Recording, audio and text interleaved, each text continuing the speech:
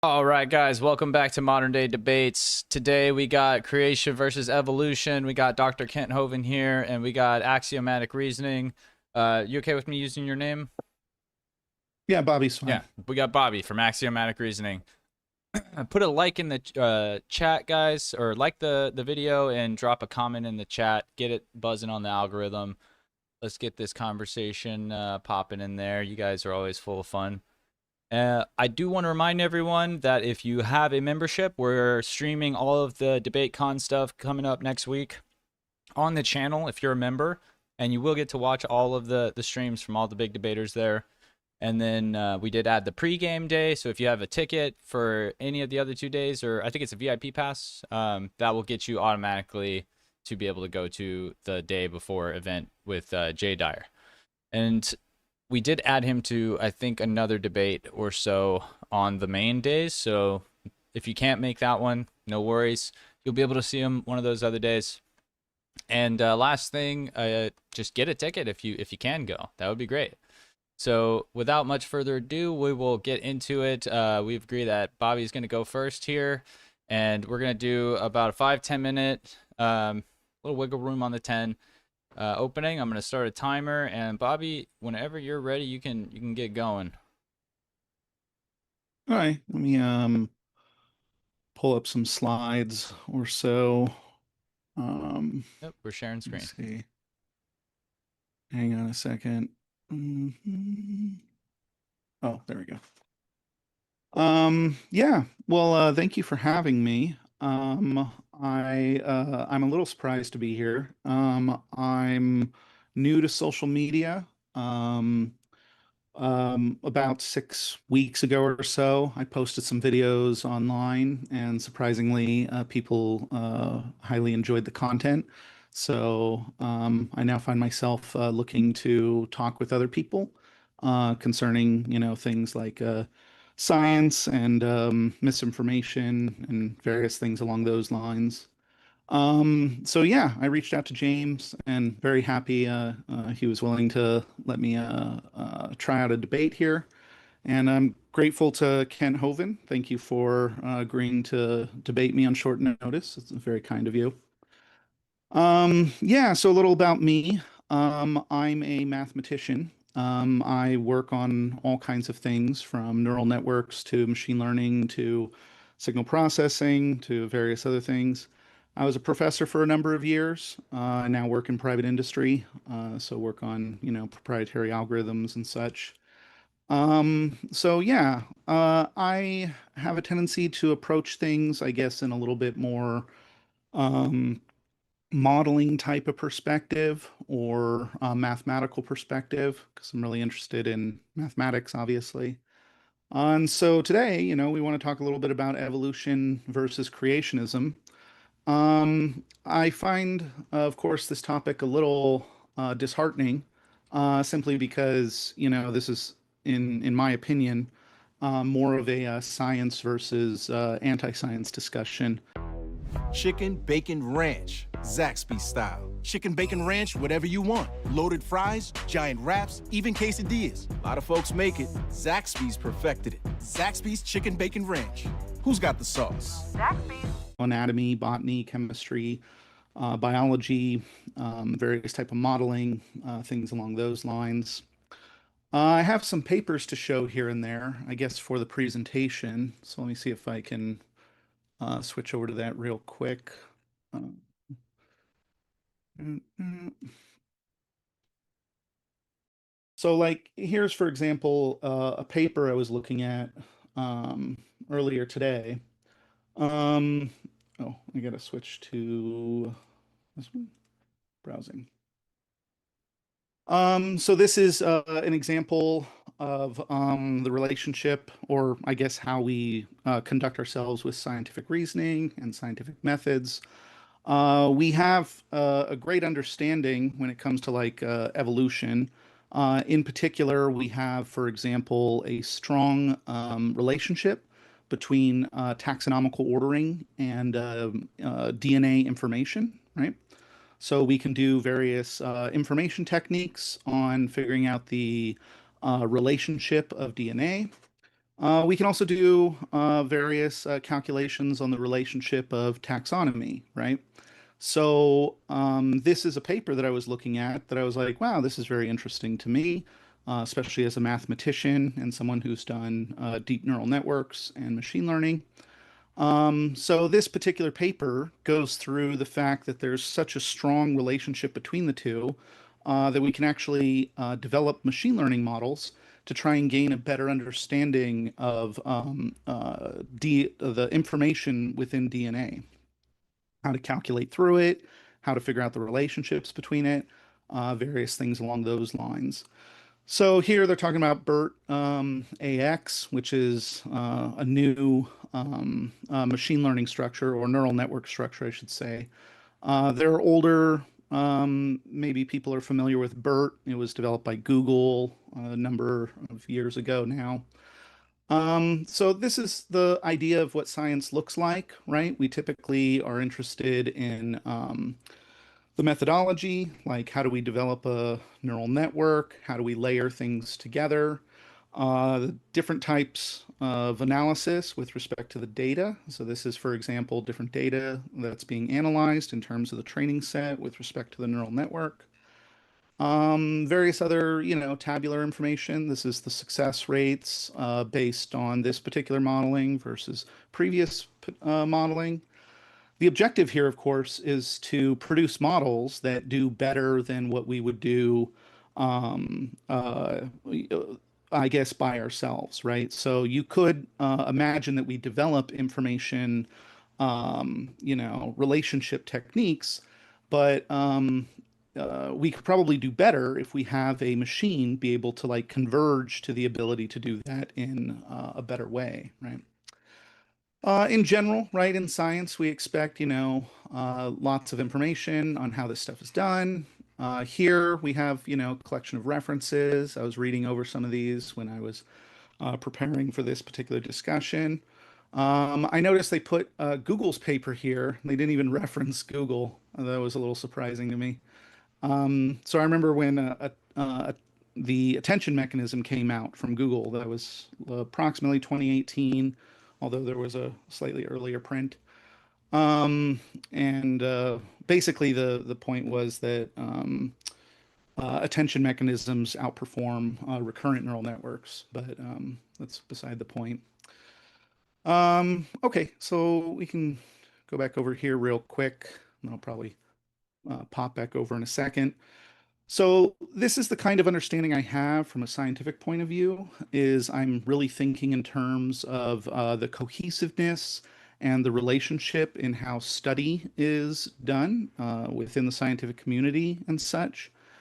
Unfortunately, on the other side, I have a lot that's left to be concerned about, I guess. So when I'm thinking about creationism, I'm typically thinking of various claims that are typically ill-defined and they don't lend themselves to the scientific inquiry.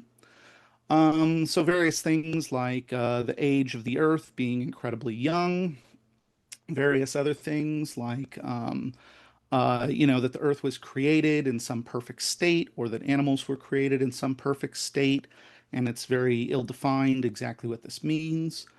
Various other things along the lines of like, there's changes in animals that are readily observed, but in general, there appears to be, or the suggestion is that there's some type of barriers that prevent other type of change from occurring, even though we don't really have a model that, discusses that or goes over that, right? So in general, I find, or at least when I was attempting to look at creationism, I don't really see any models that are presented, no differential equations, no linear algebra, nothing along these lines. Typically, there's a lack of proposals and study, various things like that. And so in general, this kind of leads me down the road of like curiosity, especially I'm hoping Kent will be able to enlighten me on some of these things. Um, and so, yeah, so I guess if I was to try to pinpoint maybe a point of discussion, I kind of like to talk about, one topic at a time, not really a big, you know, um, 50 topics type person per se. So, one particular topic that's of interest to me, probably because I've taught it, is something about carbon-14 and what it is that we know about carbon-14 and the specific information related to carbon-14. And so, maybe we could work our way through this and discuss this a little bit. In particular, we have the physics, the modeling, of carbon-14 itself. I could probably talk about that a little bit in the presentation here. How many minutes do I have left?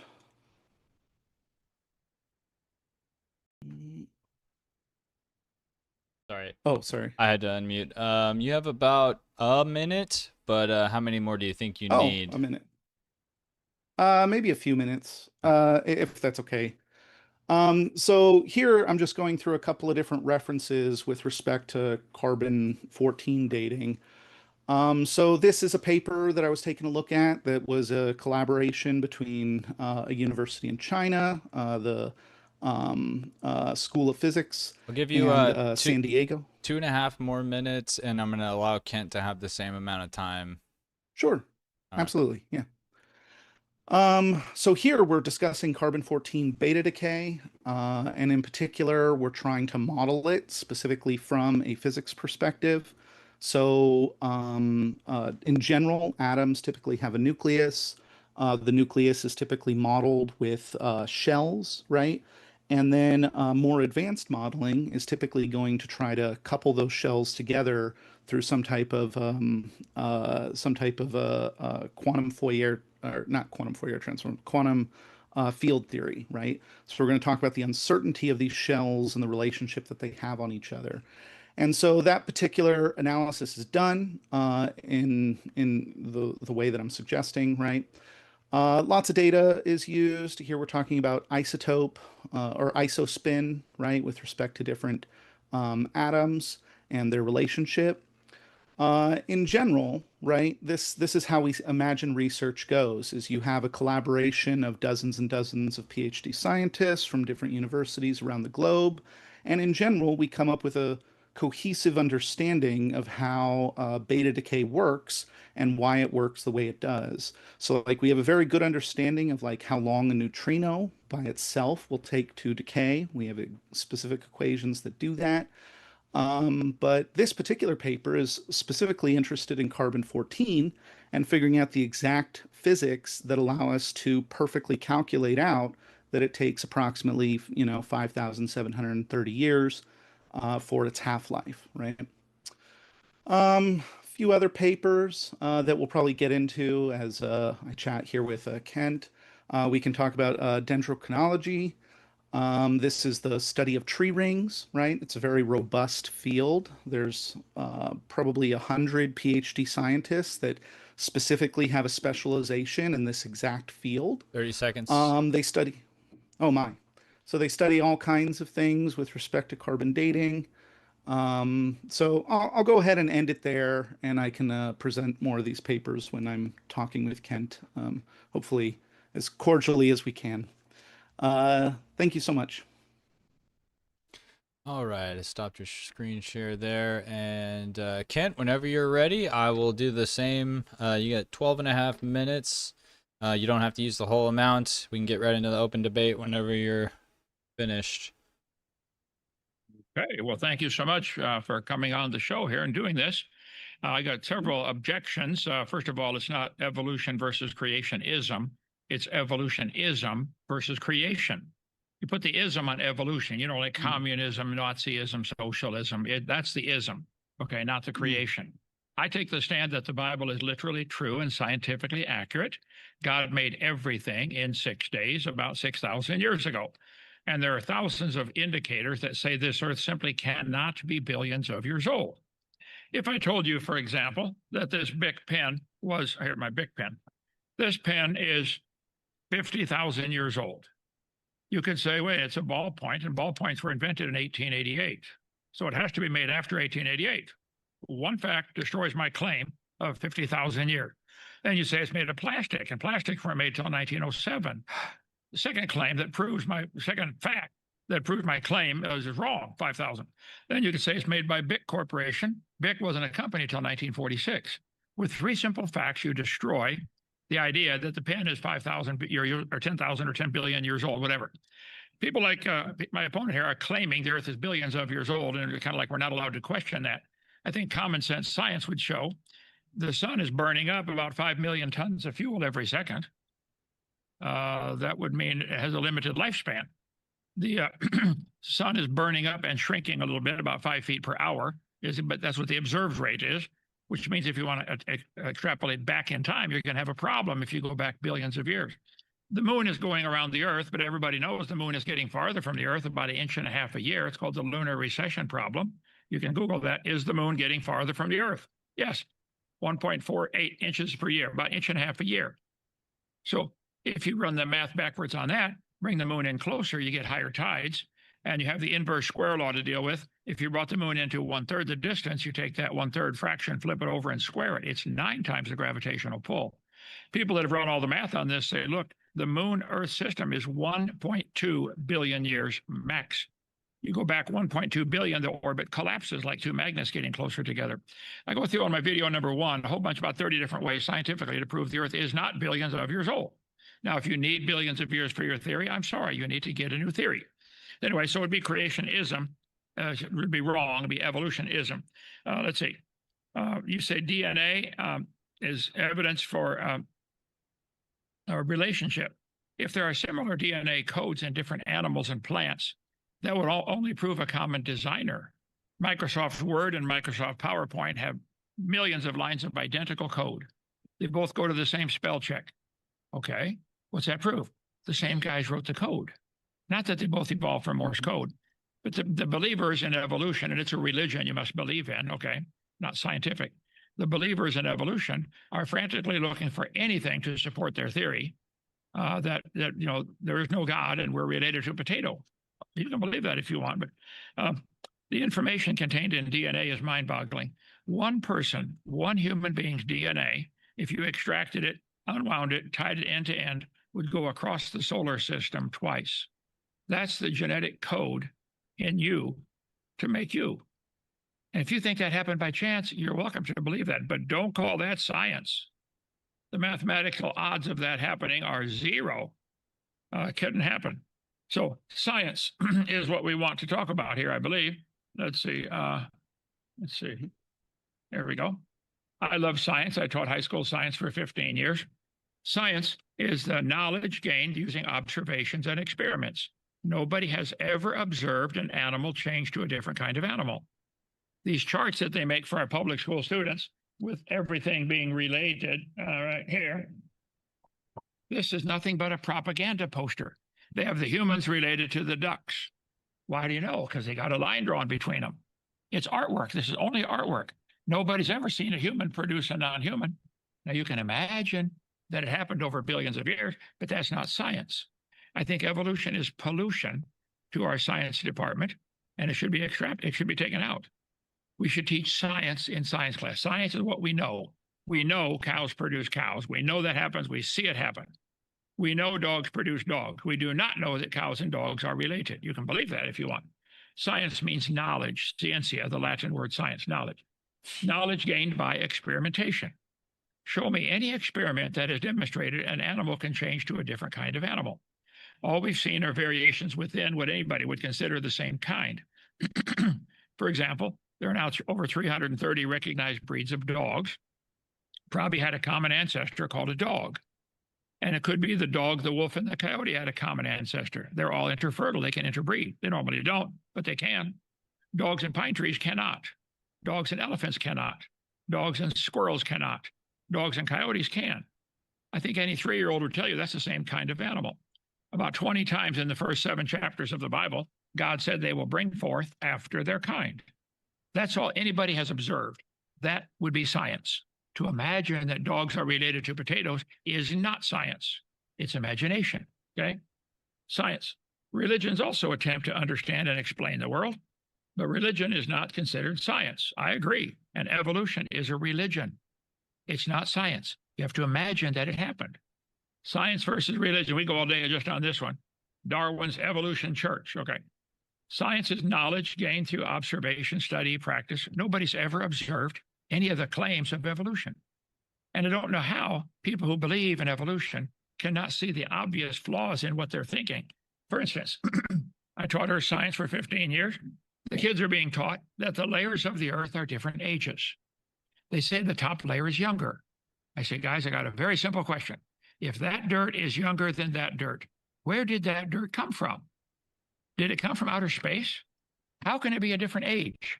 Every speck of dirt in the universe is the same age, whether 6,000 or 6 trillion. It's the same age. There is no geologic column. It doesn't exist anywhere. All over the world, thousands and thousands of petrified trees have been found standing up, connecting all the layers, called polystrata fossil. Petrified trees in the vertical position are a pretty clear indicator all the layers had to form rapidly. The biblical model would be the moon is above the earth, and the earth is spinning under the moon, and that pulls the tides up and down. The tide going up, down, means it's also going in, out, called tidal pumping. So the sideways movement of trillions of tons of water with every tidal change, that's what made all the layers. That's why you have petrified trees standing up. Polystrata fossils. They're all over the world. So I think those who want us to believe that the layers are different ages, the burden of proof's on them. You better get an answer to this. How can you explain petrified trees that are standing up running through all the layers? The carbon dating, any of the dating methods, how many are there, Joseph? 26 different radiometric dating methods? About 26. Carbon 14, carbon 13. Yes. Yes, you are on with a human. No. Yes, I do have a very nice phone voice. You are on with a human, though. See, you know, the decay rate has never changed. We see obvious problems with carbon dating because the amount of carbon 14 in the atmosphere is still not in equilibrium. When they first invented carbon dating, at Willard Liberty University of Chicago in 1959, 49, anyway, he said, well, radiation from the sun produces carbon 14, and then it's decaying every 5,730 years, like Bobby said, okay? Half of it would decay. He said, well, that means at some point, if we took a brand new planet Earth, put it out going around the sun, it would start gathering carbon 14 in the atmosphere. That's correct. How long would it take it, since it's gathering and decaying at the same rate, similar to your checkbook? You know, you put it in, take it out. How long would it take it to reach equilibrium? And they said back in the 50s, late early 60s, the atmosphere would take about 30,000 years to reach equilibrium. Let me get that one up here.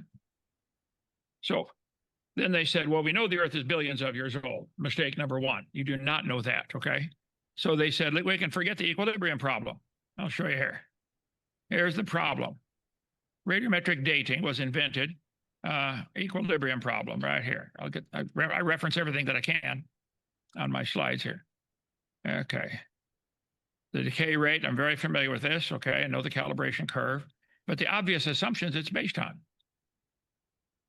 Let's see. World's best laboratory.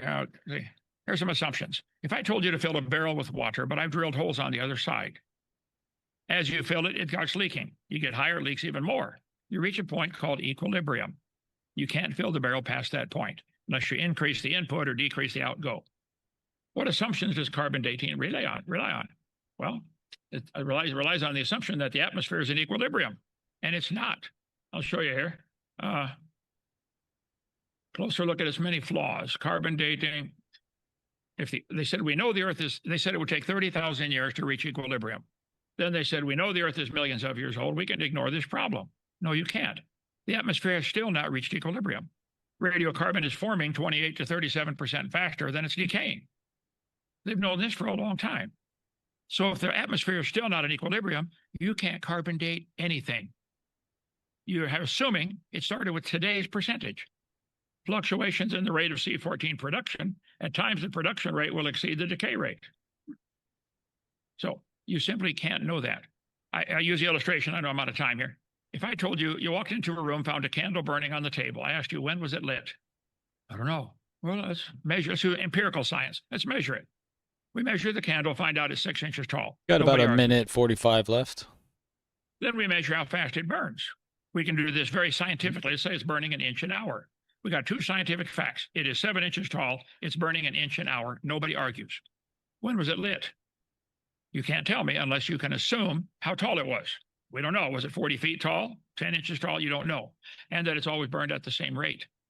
When you find a fossil in the dirt, all you really know is it died. You cannot prove it had any children, that's for sure. And you don't know that the rate of decay has been determined. And you're assuming when it lived to calculate how much C14 was in it when it lived. It's a chicken and an egg problem. So I think the Bible method would say God made everything in 6 days, which is the only way trillions of symbiotic relationships work. Certain animals require certain plants and vice versa, had to be created at the same time or within a few days of each other. The plants require certain animals to pollinate them, or insects, and certain insects and animals require certain plants to live. There's a lot of symbiotic relationship problems that the evolution religion has not solved. They avoid it like the plague. Anyway, did not get to. I'll try to get all the questions. If I have to go back over this debate later on my show, I do a show on drdino.com, DRDINO. You can see around all kinds of channels if you want to, or come visit us in Lenox, Alabama. And I'll pick up anything I miss out. Bobby, I'm not trying to miss anything, but I think you're wrong about carbon dating. I think you're wrong about the age of the earth, and evolution is the ism, not it's the religion. And you're welcome to it. All right. We'll call that the end of your opening statement there, and we'll get into the open discussion. Guys, just a quick reminder, there's a couple hundred of you in the chat at least. Go ahead, like the video, help us out with the algorithm. Subscribe if you're not a subscriber yet and you're coming over from a different channel. And just know that if you become a member within the next week or so, you'll be able to watch all the live streams from DebateCon that we do have Uncensored America come and film and live stream to our channel each debate, and that will all be under your membership. I think any membership, whether it's the debater or Final Word membership tier, will allow you to watch those. Yeah, check it out. We'll have a lot of good debates going on. So that being said, we're going to get into the open debate. Got 60 minutes on the clock. And go ahead, take it away, gentlemen. Yep. All right. Do you want to go first, or can I ask you questions? Go ahead, ask questions. Sure. So I have a number of papers to go through. I don't know if they're of interest or whatnot, but I guess my first question might be on the modeling of carbon-14 itself, right? So we model these particular nuclei and we calculate out exactly what they'll decay into and how long their decay will be.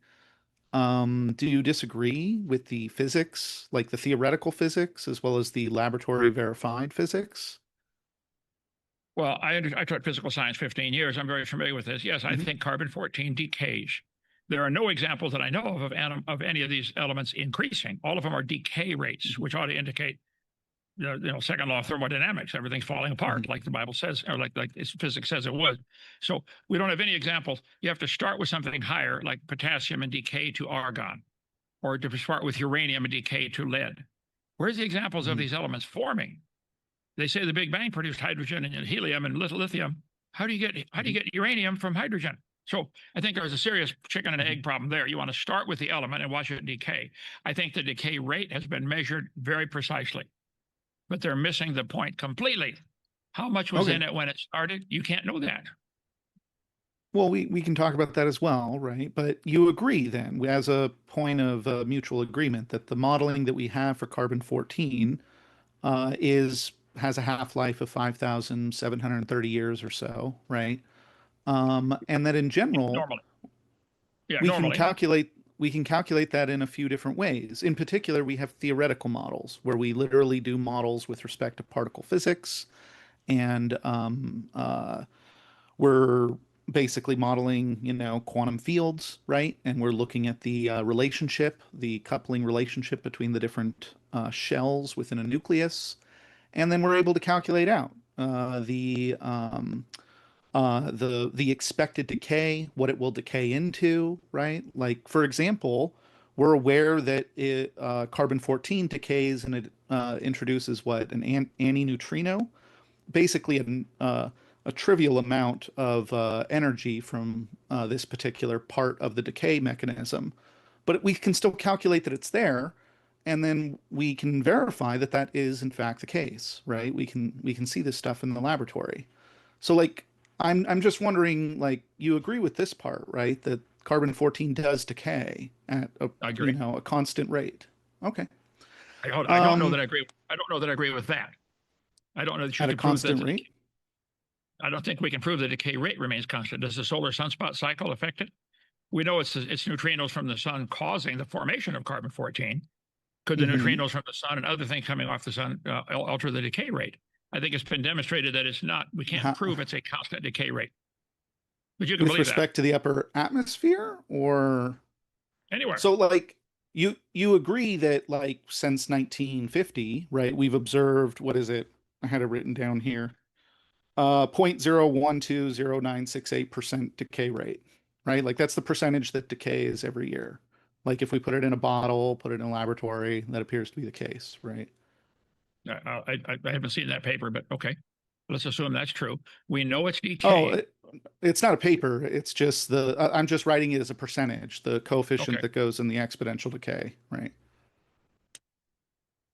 Yeah. Well, so I guess my point is that we call it a constant decay because the percentage in the exponent is a constant, and we haven't observed any years in which it's different. More importantly, we assume that the physics of how we formulate atoms themselves is static, right? Otherwise, you'd be introducing isotopes and other atoms to be in existence. You would entirely change how chemistry works as you go into the past, right?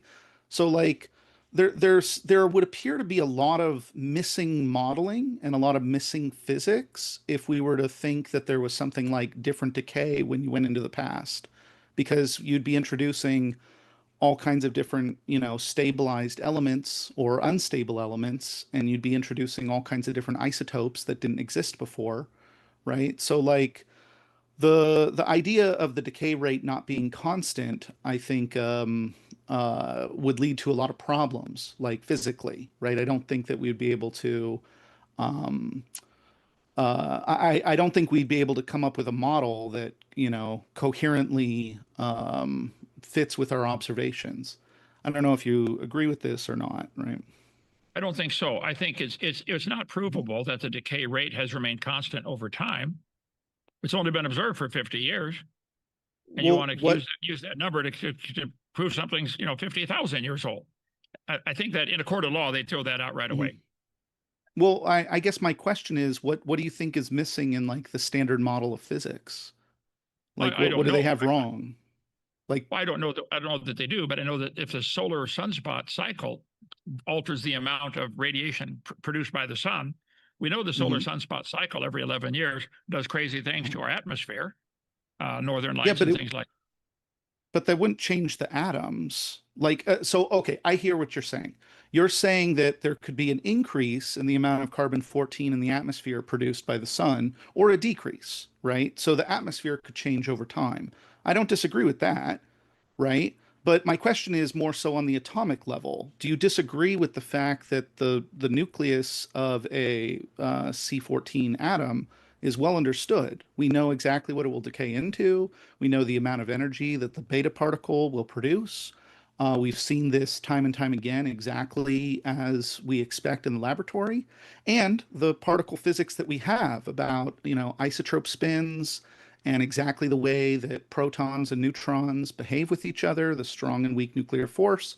All of this cohesively provides a framework and a model that exactly aligns with the decay rate of carbon-14, right? Like, Well, we know it's 5,730 because, right, we have a model for particle physics that corresponds to everything else we understand about atoms and atomic theory, right? okay, before we get too many things on the table, would you Mhm. agree the decay rate, 5,730 years, half of it is likely to decay in that time in 5,730 years?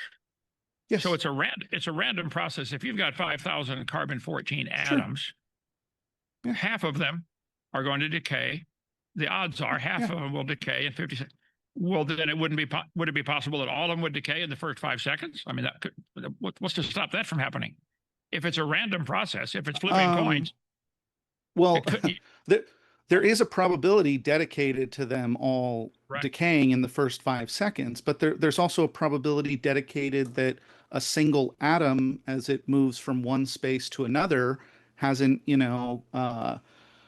taken, a path to the sun and back when it does that particular motion, right?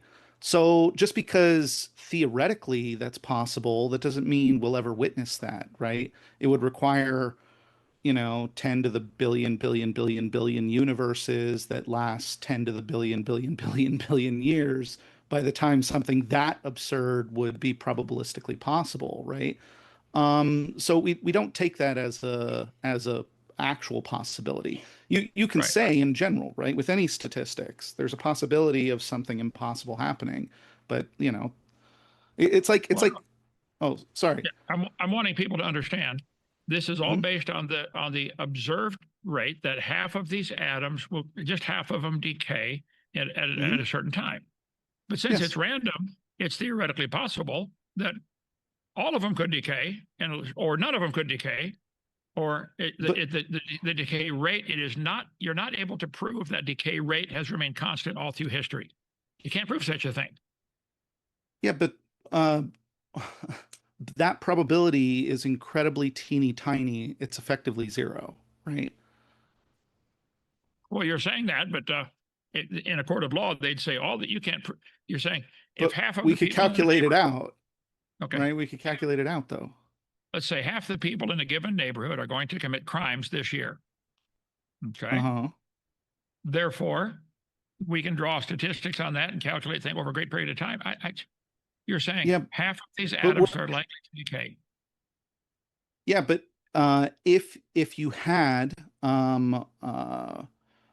if you had a statistic of crime rate, right, at, half people will commit a crime at such and such time, and you had an incredibly tight standard deviation around that particular model that right, because you know the standard deviation because you calculated it out, and you had billions and billions of humans, then it would be an absurd claim to say something like, well, maybe zero commit crime, right, within that time frame, and that would be the same thing. That would be an absurd claim. Well, So not necessarily. it no, it's just like the fact that, like, when we do statistics, right, we take humans, we sample the average height, and we sample the standard deviation. This is a parametric model, right, where we have a normal distribution, right? The normal distribution doesn't inhibit any value from being possible, right? So, for example, is there a calculatable probability that a human will be, 1,000 feet tall? There is, right? But it's an absurdly tiny probability. And so we don't consider that like part of reality. We only allow ourselves to go out to so many sigmas before we say, no, those are clearly absurd. They will never happen, right? Okay. In particular, I just want to point out, if you do introduce a minimum discrete value, such as a Planck length or Planck time, then those absurdities disappear immediately because they wouldn't be possible. They would be literally non-possible, right? So we can talk about hypothetical impossibilities all we want based on us doing continuous modeling of particular things like carbon-14 decay. But the moment we introduce even a hair amount of quantum mechanics, those literally disappear as absolutely absurd. They could never happen, right? Um, so the point is that we have a great model of C14 in physics papers. We have the theoretical portion of it, and we have the laboratory portion of it. The laboratory portion of it has been able to measure what it is that we predict is going to happen. We've seen it for decades, right?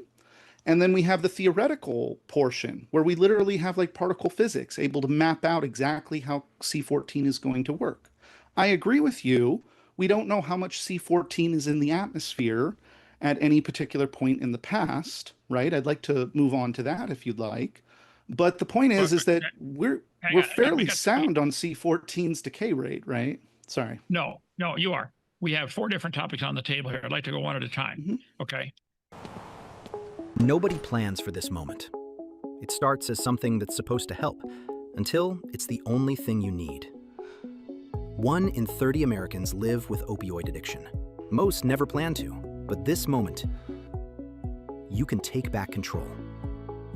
With QuickMD, you can connect with a doctor online as soon as today. Visits are affordable, and there's no insurance required. Get started and book a visit today at quick.md.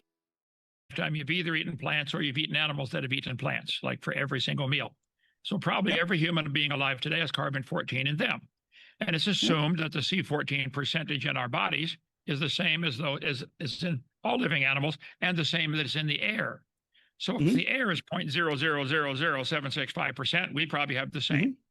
Okay, and I think that's a reasonable assumption, but I would point out, Your Honor, that is just an assumption. We can't prove that. Well, we test that in the laboratory too. FYI, we test that.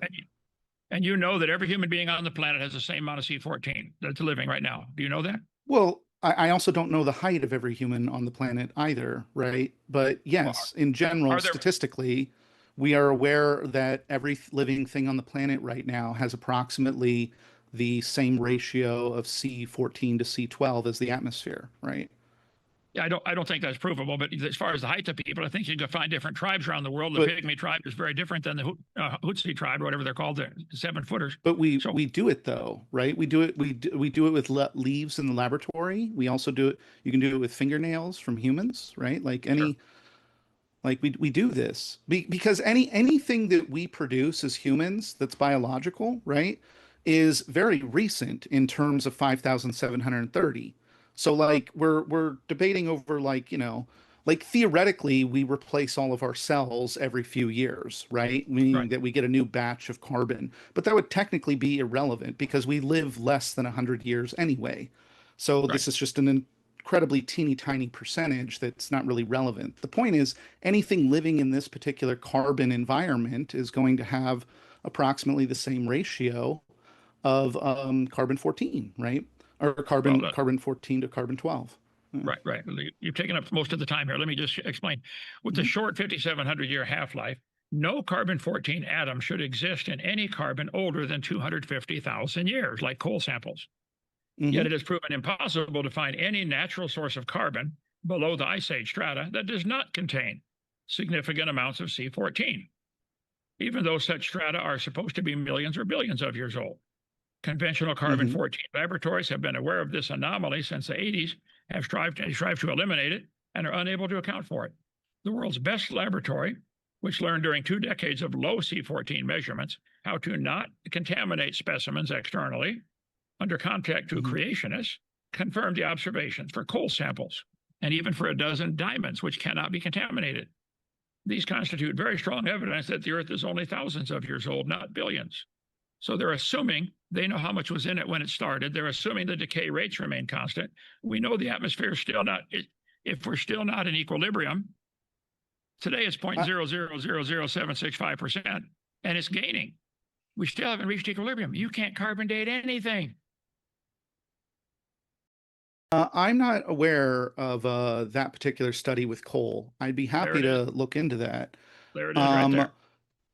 Great. Carbon-14 is forming faster than it's decaying. Excellent. And I'm sure that there is wonderful explanations that people do over coal, right? They study it, and I'm sure that they're aware of this particular problem. I'm sure it isn't like new to people that study carbon-14, right? What is it? It's just like we never find carbon-14 in oil, right? In fact, isn't this one of the ways that we determine whether or not oil is synthetic or natural? Is we literally do a test to figure out whether or not there's carbon-14 in it. So if it's synthetic, meaning it was made with recent plant life, then we're aware that it has carbon-14, and so we detect that, right? But any old oil that we dig up out of the ground has 0 carbon-14 in it, right? Meaning that all the oil that we find in... Yeah, I don't know that that's true. This is the first time I've heard anybody say that. I'll check it out. But here we go back to the coal, though. Studies reported University of Pennsylvania State University, was given 10 coal samples in 2003. I got the second box there. Despite samples being allegedly millions of years old, they found measurable amounts of C14 in all 10 samples. How can there be... Hang on. If you're unwilling to discuss the oil aspect, I don't know about the oil. First time I've heard of it. You Me, mentioned me coal. too. And I already stated I don't know about the coal. So Okay, this let is me something we give you both some more have to go things. look into later, right? Okay, and I said I don't know about the oil. I'll look into that later. So back to the coal. Correct. When they test Well, coal samples, they still have carbon-14 in them. How can they? okay, okay. How can coal samples still have carbon-14? I have no idea. I have no idea. I have need an to go idea. read I about have it. an idea. They're not billions of years old. Coal formed Well, during how Noah's about flood. oil 4,500 then? Why does oil have 0 carbon-14 in it? I think oil formed during Noah's flood also. And oil With they make, zero carbon-14? I don't know that it does. I've never heard that. I will check that out. But I think there's lots of other ways to show the Earth is not billions of years old, and you don't need billions of years. Oil was formed during Noah's flood when all the Maybe animals got oil is squished. incredibly old. Or maybe it's incredibly recent and the carbon-14 is not in oil. Maybe oil, they make factories right now that make oil out of things in 20 minutes. Does oil contain carbon? Why does it contain carbon? Oh yeah, it's part of the formula for oil. I said have never heard that. I'll do some research and thank you. But I know that in coal they're still finding carbon-14 in all the samples. Just want to cut in for a second. Let you guys know we're 20 minutes into the our debate here, or the open dialogue. Just want to ask the chat, please like the video. You guys can do better than where we are at. And also, if you're not a subscriber, go ahead and subscribe. We're going to be putting another evolution creation debate tomorrow. It's going to be evolution on trial. So if you like this one, subscribe. There's going to be another one tomorrow. Kent, you should tune into that one. Would be interesting. And I'll let you guys get back into it. We got 40 minutes left. Well, carbon-14 is found in the soft tissue of dinosaur bones. To a creationist, this makes perfect sense. The whole world is 6,000 years old. Dinosaurs always lived with man. They're just giant lizards. Lizards never stop growing. And before the flood came, people lived to be 900. Read Genesis 5. So dinosaurs are the ones that drowned in the flood are 4,500 years old. And yeah, we should still find carbon-14 in them. And we do. But if they're 70 million years old, there should be none. So you guys got a problem, not me. So attempting to try to understand the coal as quickly as I can, because I don't know much about coal. Apparently coal is made a lot faster than oil, at least from what I'm reading here. And in particular, it has bacteria and fungi that grow in it. And because there's fungi and bacteria that grow in it, those have carbon-14 in them. And hence it's quite common for coal to have carbon-14 contamination, whereas oil typically doesn't have that, right? So like the point is that there seems to be a reasonable explanation about why there'd be carbon-14 in coal, right? Not that the coal itself literally has carbon-14, right? Unless it was made recently enough, but that there is microbes and bacteria that grow within and around coal, right? Coal isn't found underground in reservoirs, right? Well, hang on. For the record, Your Honor, he's admitting that carbon-14 samples can be contaminated. So therefore, you better be careful about it. Okay. So I said you cannot prove how much was in it when it started. You don't know because the atmosphere is still not at equilibrium. So you don't know how much was in it when it was formed. And you don't know it's never been contaminated. So yeah, I win. I already granted you that we need to have a discussion on the atmosphere. I just wanted your agreement on that we know that carbon-14 decays at a particular rate, that we understand the physics very well, right? We don't know the decay rate's always been the same. It's a random thing. You can, if I said flipping coins is going to give you so many heads every out of 10,000 coins, I think there'd be a statistical probability that's happened, but it's theoretically possible to not match that. And the decay rate, random thing. It's a random event. You can't but if you flipped a coin 10 billion times and it all came up heads, clearly it's a weighted coin, right? Clearly there was cheating, right? Like the point is that there are we went over this earlier. There are probabilities that are astronomical, and astronomical things are not in consideration. And again, I already granted that if you introduce a discrete limit in your calculations, those absurdities are not even possible to calculate. They come out to zero. Like literally zero, not hypothetically zero where they have 10,000 zeros before you finally get a number, but I mean literally zero because you've introduced a discrete constant that you can't calculate below, right? So introducing something like a Planck length immediately makes those type of absurdities be literally zero, right? Not just theoretically zero, right? Okay, so let's say you're going to carbon date a log from a log Mhm. cabin. You Yep. find an ancient structure from who knows when, probably several thousand years ago. You want to carbon date the wood to see, which could be carbon dated, to see how Mhm. much was in it. Well, if Yep. it's several thousand years old, and the Mhm. decay and the atmospheric carbon 14 is still increasing, and we know it is, C14 is still increasing. But you're going to use today's percentage of carbon 14 to date that log. You'd have to know how Mhm. old it is to figure out how old it is. Yes. Well, so what you're Yes, saying bingo. is,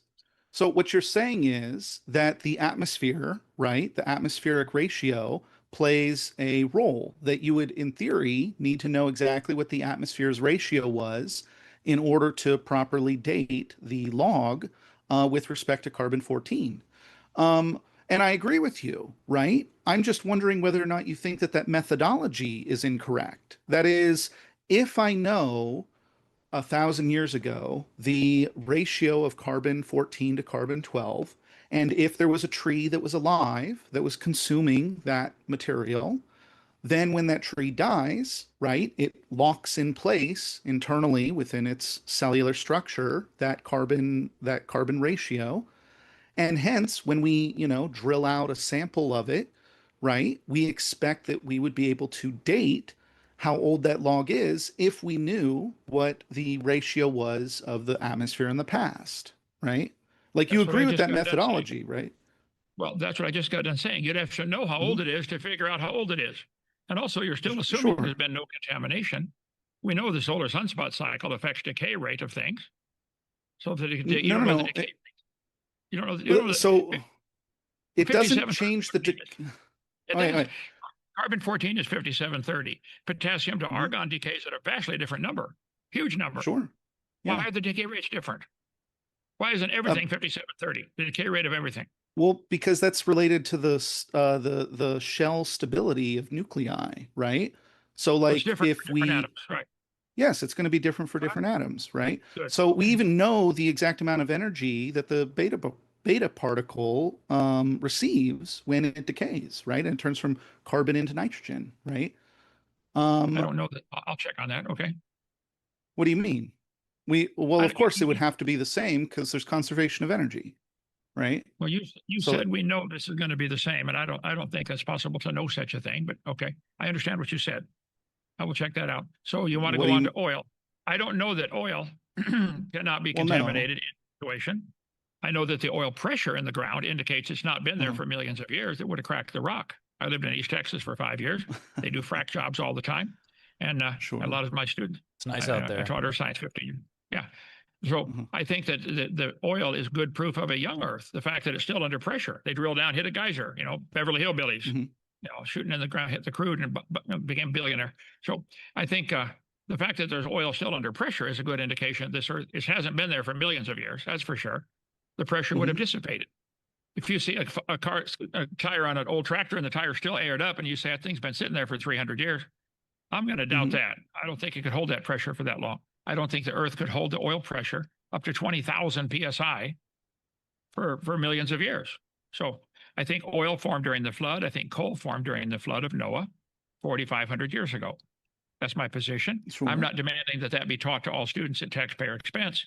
The evolutionists are demanding all taxpayers pay for their religion to be taught. I resent that. I object to that. I'm going Okay. to try to stop that. Sure. Yes.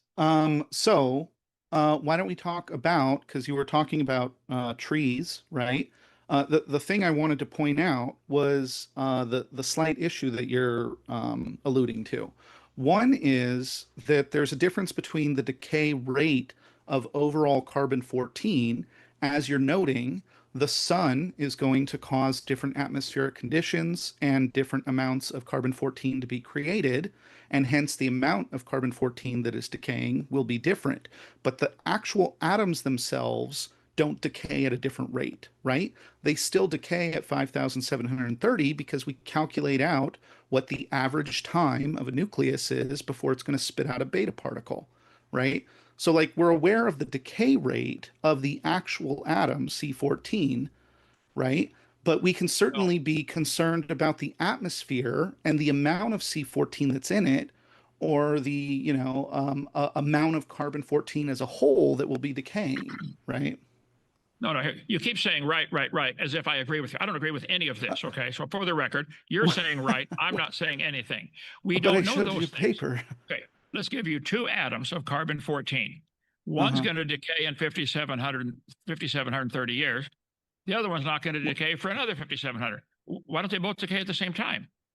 Well, that's too It's small of a statistical. sample set, right? So the statistical predictability of a sample size of 2, it has a standard error that's massive. It'd be basically Right. unknown, right? But when you give me a trillion atoms, the statistical the statistical error, the error rate, right? That becomes an incredibly teeny tiny small amount. Meaning that if you were to tell me, oh, well, actually this percentage decayed, look at that, I'd be like, well, that's a lie, because the probability of that is like 10 to the minus 50, right? So, like, the point is, you end up with a very tight interval on the amount of decay that's going to occur because you have a large sample size. If you make the standard error incredibly tiny, of course, we have no idea exactly when it's going to happen. That's not how we do statistics, though. We don't use a sample size of 2. We use a sample size of a trillion, right? I think in a court of law, just throwing in any reasonable doubt, which gets the benefit of the doubt goes to the, But it's not reasonable. okay. Well, living mollusk shells, still alive, carbon dated 2,300 years old in 1963. Science magazine published the article. They're still Okay. living. They're living mollusks. How can they be 2,300 years old? They're still alive. It didn't work. I don't know the particular study or the particular findings that were discovered. In There it is, right on the screen for particular, you. great. So in particular, right, a lot of these discoveries of anomalous behavior or anomalous concerns, they're typically found by the scientists that do this stuff. They're the ones that publish and say, hey, you have to be careful about carbon dating things that are in the sea, right, because of this particular condition or that particular condition, or things that go through these particular, chemical stuff, right? So like the point is that citing a single paper from 1963 doesn't really lend itself to saying that the carbon-14 atom doesn't decay at the rate that we observe it and have calculated it out using particle physics, right? So I'd like to talk about dendrochronology, if you'd like to take a look at that. Let's finish carbon dating first. You've said right. Well, This is a classier kind of crime. The court center. Never been hit before. State-of-the-art tech. It's constant, and we know the amount is in it, and we have observations from testing that says it doesn't always work. So something's wrong. The scientific experimentation says, hey, it didn't work on this one. Let's see. It didn't work on, I can give you hundreds of examples. I do not know the context of that particular paper, Kent. There you go. Antarctic Journal, freshly killed seal, carbon dated 1,300 years old. Great. So you referenced 2 sea creatures. Great. So let's talk about trees, right? Okay. So there's an entire field of basically botany or biology, right, dedicated to tree ring study. So there are dozens and dozens of PhD scientists with degrees in dendrochronology, where they take tree rings, right, and they not only test the amount of carbon-14 ratio that's in the tree rings, but they also date the trees based on aligning the different trees together. So like, I don't know if I can share my screen or whatnot. Yeah. Um, Ready? yeah. Go for it. So here's a example of a particular paper dedicated to dendrochronology and radiocarbon dating. This particular paper is talking about using tree rings in order to assess the carbon-14 percentage that's in the atmosphere in the past. So this allows us to get an incredibly tight understanding of exactly what the carbon-14 ratio was with respect to carbon-12. So this is a particular historical paper, and it was it's by Levitt, right? But there's other ones along these lines, right? So here is another paper dedicated to specifically studying trees and tree growth. So hopefully this seems obvious, but in general, we have a fairly strong understanding of trees and we know how photosynthesis works. So we also know how much carbon a tree can take in from year to year. We also have strict understanding of what that can maximize to be or what it will minimize to be. And we have really good models of how this stuff works. So this here is just an example of a particular study. This one is not about carbon-14, but it is a study of trees specifically and the amount of carbon that they're able to gain from year to year to year to year. So we have a bunch of trees that were looked at in Wisconsin. Here is, for example, the sampling that was done. They took everything, all kinds of stuff, like, for example, the percentages of leaves that were available. This is directly related to the amount of photosynthesis that is possible, which is directly related to the amount of carbon that can be produced in each ring, right? And this, for example, will, in general, allow us to model the growth that trees are able to do from year to year, right? Lots of trees were sampled, lots of different graphs. Here's an example of the relationship between tree width and the amount of carbon that the tree has, right? And so we see that there's particular barriers where trees can't, gain, just kilograms of carbon within like a single year. This is just not physically possible. Photosynthesis doesn't even allow it, right? And so the point is we have very good models of how trees are and how quickly they can grow and how quickly they work, right? Here's a third paper. This one was published in another country, so international paper. This is specifically for the INT-Cal20 calibration curve. This is the very well-known curve that is used to calibrate the atmosphere of carbon-14 to carbon-12, specifically using trees, but also uses various other material. In particular, this was using a lot of Roman period items, and they were assessing the differences in the INT-Cal update. So there's like INT-Cal 9, there's INT-Cal 13, INT-Cal 20, and each of these updates and becomes better and better over time. They're now starting to integrate these particular findings with respect to other layered objects. So, for example, they take, what is that cave thing called? We'll give you Stalagmites. like another 25, 30 seconds, and then we'll let Kent respond. Oh, sure. So the point is that there's, this is what the calibration of the atmosphere looks like. You can see it looks like this, and this tells you what the atmosphere looked like at those particular times. And we have it calibrated. This is, for example, how we're able to date that, like, the book of John was written in, 70 AD or 80 AD, right? And I'm talking about the particular pieces that we find, not, it could have been written earlier, but the pieces that we find. Here's an example of the carefulness that is done. These are the individual samples that are taken to calibrate. This is the update from INT-Cal 13 to INT-Cal 20, and you can see the slight differences in the changes of how that gets updated. So here they're demonstrating literally not like thousands of years, but updates on the minuscule level of like 5 years. Like we've refined the atmospheric understanding to allow us to be 5 years more accurate. These are incredibly minute calculations involving tens of thousands of specimens, as well as millions of measurements that are done.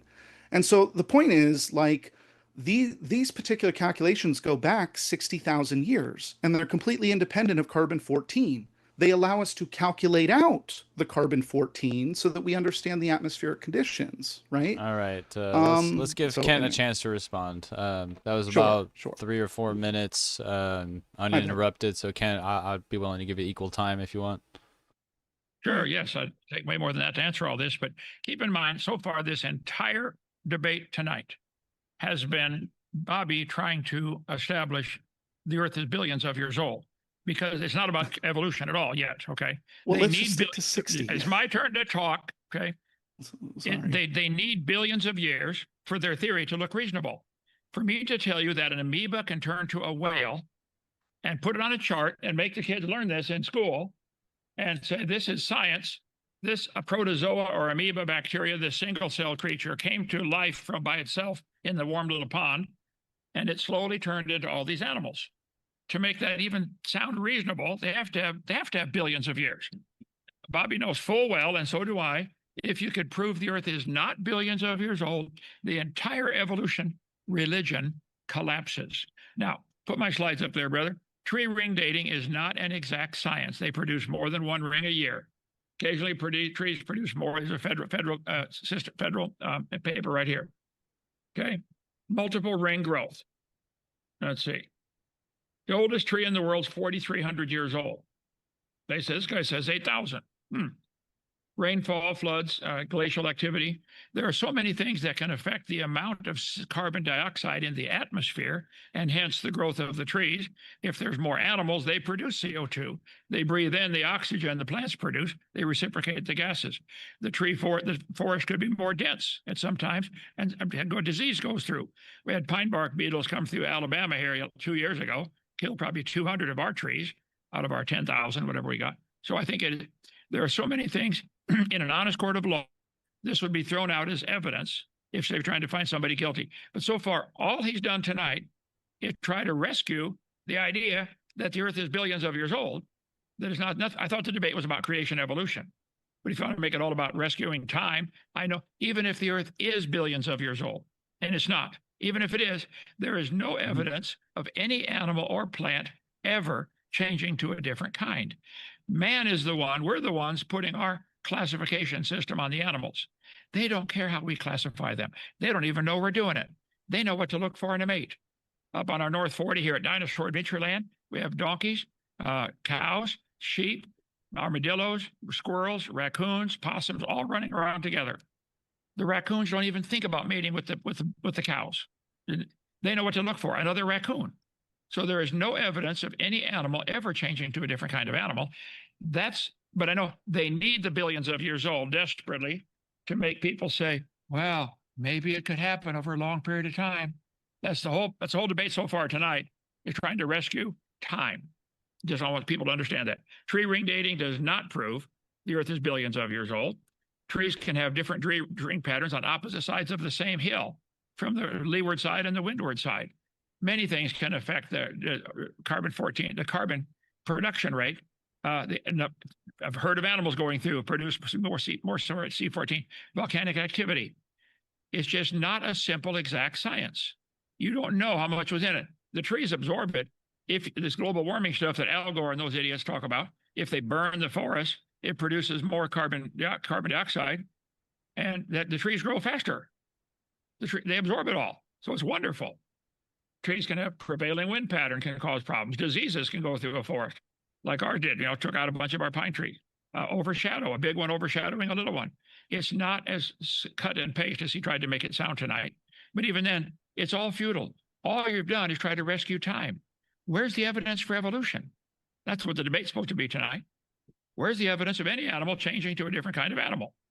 Where is it? I don't see it. I'll give him my time. Go ahead. Can I go ahead and present a couple more papers real quick? Let's see. So,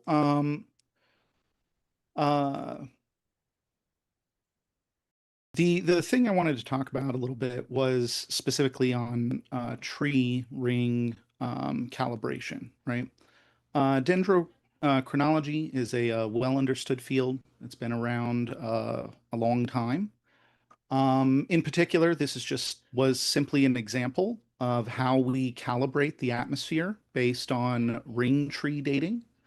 The specifics that Kent was talking about with respect to annual rings versus seasonal rings, right? These are things that like tree ring people are well aware of. We have dozens of people with PhDs in specifically tree ring data. So the idea that it can be simply dismissed as like, well, a tree can produce more than one ring in a year. Yeah, but we have models of photosynthesis and how much carbon a tree can take in. We have specific calibrated models of how this particular stuff is calculated. Something I wanted to show real quick on the screen. Let me switch over to this one real quick. This here is an example of tree ring growth, right? So we have here a differential equation that was developed in order to understand tree ring growth, right?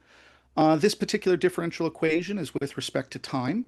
It has a derivative, and in particular, the derivative equals this particular equation. This is an example of the type of study that is done when you're interested in trying to understand tree rings and how well they grow. The people that do tree rings, I'm not one of them, but they know what they're doing. They are aware of annual growth versus seasonal growth. They're aware of dating these things in different ways. They literally have journals dedicated to this stuff, and there's literally hundreds of people that do it. So here, let me switch back over real quick. So like, here's an example that I want to point out. There's literally a tree ring society that you can become a member of. So like, I'd be interested to know if Kent has attended any of the conferences that they hold every single year, right? So, for example, they have like a newsletter, right?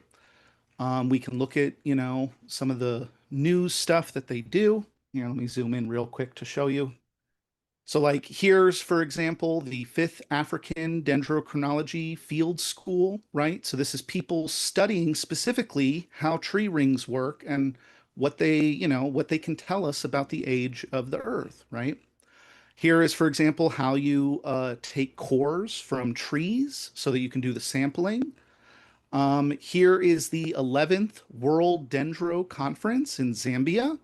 I'd encourage Kent to go here and meet all of these scientists, right? There's literally 100 PhDs that are all interested in this one idea of how to understand the growth of trees.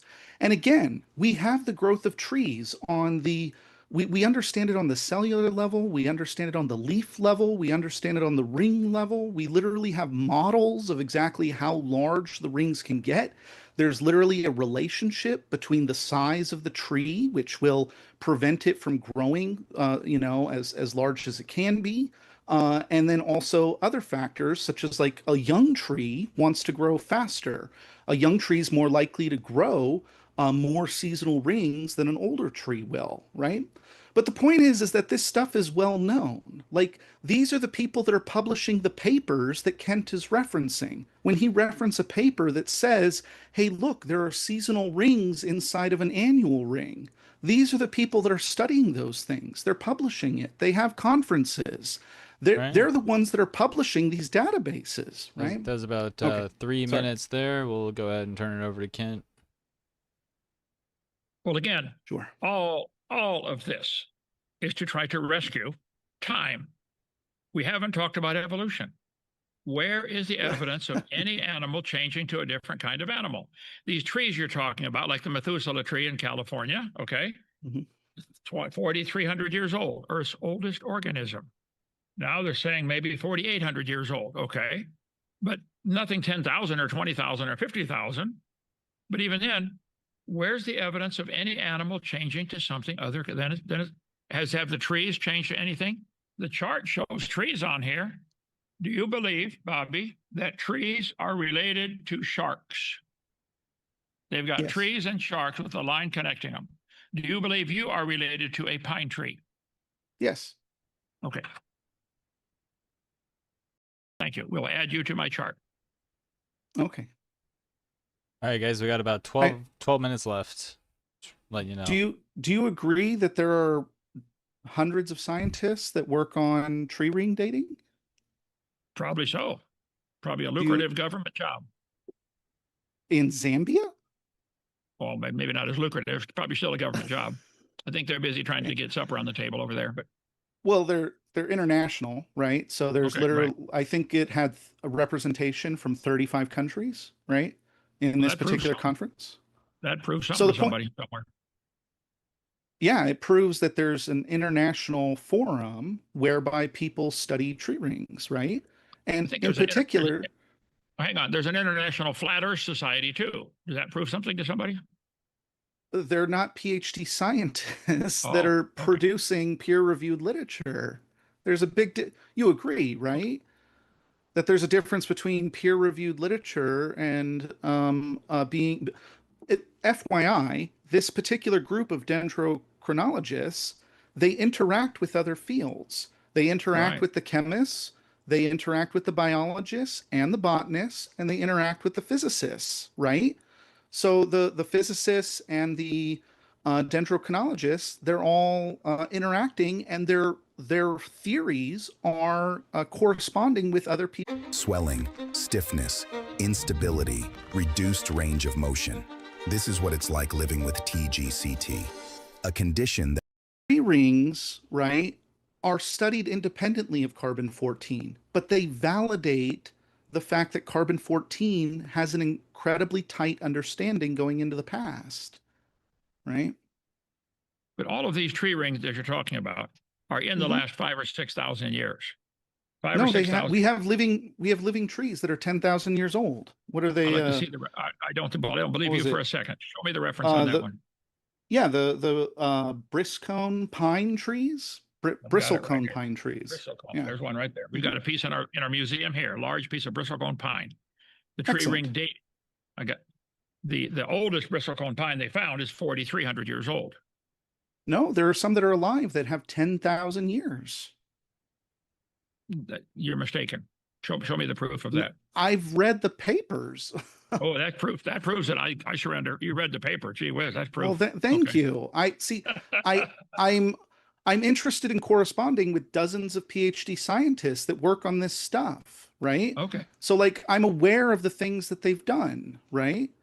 Um, there's an interest in the truth. Like let me ask you, do you think that the scientists working on tree rings are not interested in reporting the accuracy of their findings? That you think they're all trying to lie?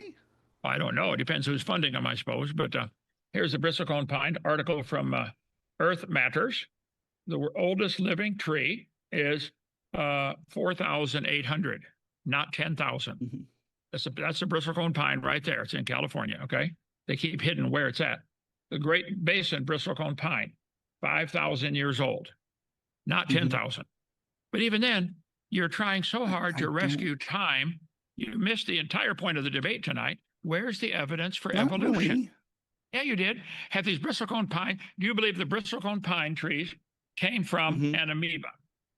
Do you believe the bristlecone Yes. pines came? You believe Yes. amoebas turned to pine trees? You Yes, believe that? the cohesiveness of science Uh-huh. indicates that these fields, right, that we study in great detail have Right. relationships with each other. There's a reason that we have such strong evidence and confidence in something like biology, because we also have strong evidence and confidence in stuff like carbon dating. Carbon-14 is a very well-established theory. It's the same theory that gives you your understanding of Roman artifacts and how old they are, sections of the Bible and how old they are. Older texts, right? The Dead Sea Scrolls were dated with carbon dating. The point is that that same theory and that same analysis gives you all of these other things that are dated presumably fairly accurately, right? They have some ranges, but then I feel like you're like dismissing the entire field of study, and like you haven't even attended the tree ring society's conferences. Like Wow. I'm I'm I'm I'm concerned why you would be so dismissive of hundreds of PhD people that are working on this exact effort. They want to publish the truth, and your contention is, well, they don't know tree rings as well as I do. Like I'm confused. Like why? I agree with that part. Okay. Now, the God of the universe who created everything said he did it Mhm. all in 6 days. And when you add up the dates in his book, it comes to 6,000. You talk about peer reviewed. You don't get any higher than this. God wrote this. So do you disagree with God that you did it all in 6 days? I disagree with the sentiment from the scripture. Okay. Yes. Yeah. Okay. Now, the oldest tree I've been able to find is in the less than 5,000 years. So that Bible said there was a flood 4,500 years ago. Some trees could have survived right through a flood. Trees survive floods all the time. So there may be a 5,000-year-old tree in the world. But your statement tonight was you believe you are related to a pine tree, and you think the bristlecone pines came from an amoeba. Where is the evidence? Where's the evidence of an amoeba or protozoa, bacteria, a single-celled creature? I'll give you whatever one you want to start with. Where's the evidence of any bacteria ever producing anything other than a baby bacteria? Why do you believe bacteria a protobacteria? Oh, wait a minute. Why do you believe bacteria turn to whales in humans? And do you think this should be taught to all kids in public school at taxpayer expense? Yes, because that's what the science indicates. There are tens of thousands of research papers every year in evolutionary biology. We have it. All of them? I'll debate them all one at a time. Yeah, we have an incredibly cohesive understanding of how that works, right? And that's why I'm trying to focus on specifically carbon dating. I know you keep trying to change the topic, but like carbon dating is well understood. It's a very well understood science with hundreds of PhD people that have been doing this for decades. And it's where we get these data sets. Like I said, some of the newest stuff is they're taking stalagmites. And they're also doing ocean cores. They're drilling into the ocean to get the layers from that. They're also drilling into lakes to get the layers from those. And then in general, when you get these different layers, they're able to do carbon dating within the layers in order to continue or confirm the same, chronology that has already been well established. These things are so well established, we're at the level of correcting years on our Roman artifacts dating. We're like, oh, it's actually a little, 3 years earlier or 3 years later. Like these are incredibly precise findings. They're not like, it isn't. I don't know. I just like you see a picture with a bunch of scientists in it, and your first thought is who's paying them, rather than the papers that they're producing that are peer reviewed by the physicists and the chemists and the botanists. Slow down. Let's take that issue. Would you agree in North Korea, there are no published papers by all the PhD scientists in North Korea that criticize communism? Would you agree with that? Yes. Okay. Yes. So I've not been to the Zambia conference. Okay. You've not been to Dinosaur Adventureland in Lenox, Alabama to see all of our evidence of a young Earth and an amazing creator that created it all. Why don't you come visit? Come visit. Well, I don't live in Alabama, but if I am in Alabama, I'll stop by. Okay. So I can make you that. I'll make you that promise, Ken. Okay. If I'm ever in Alabama, I'll stop by.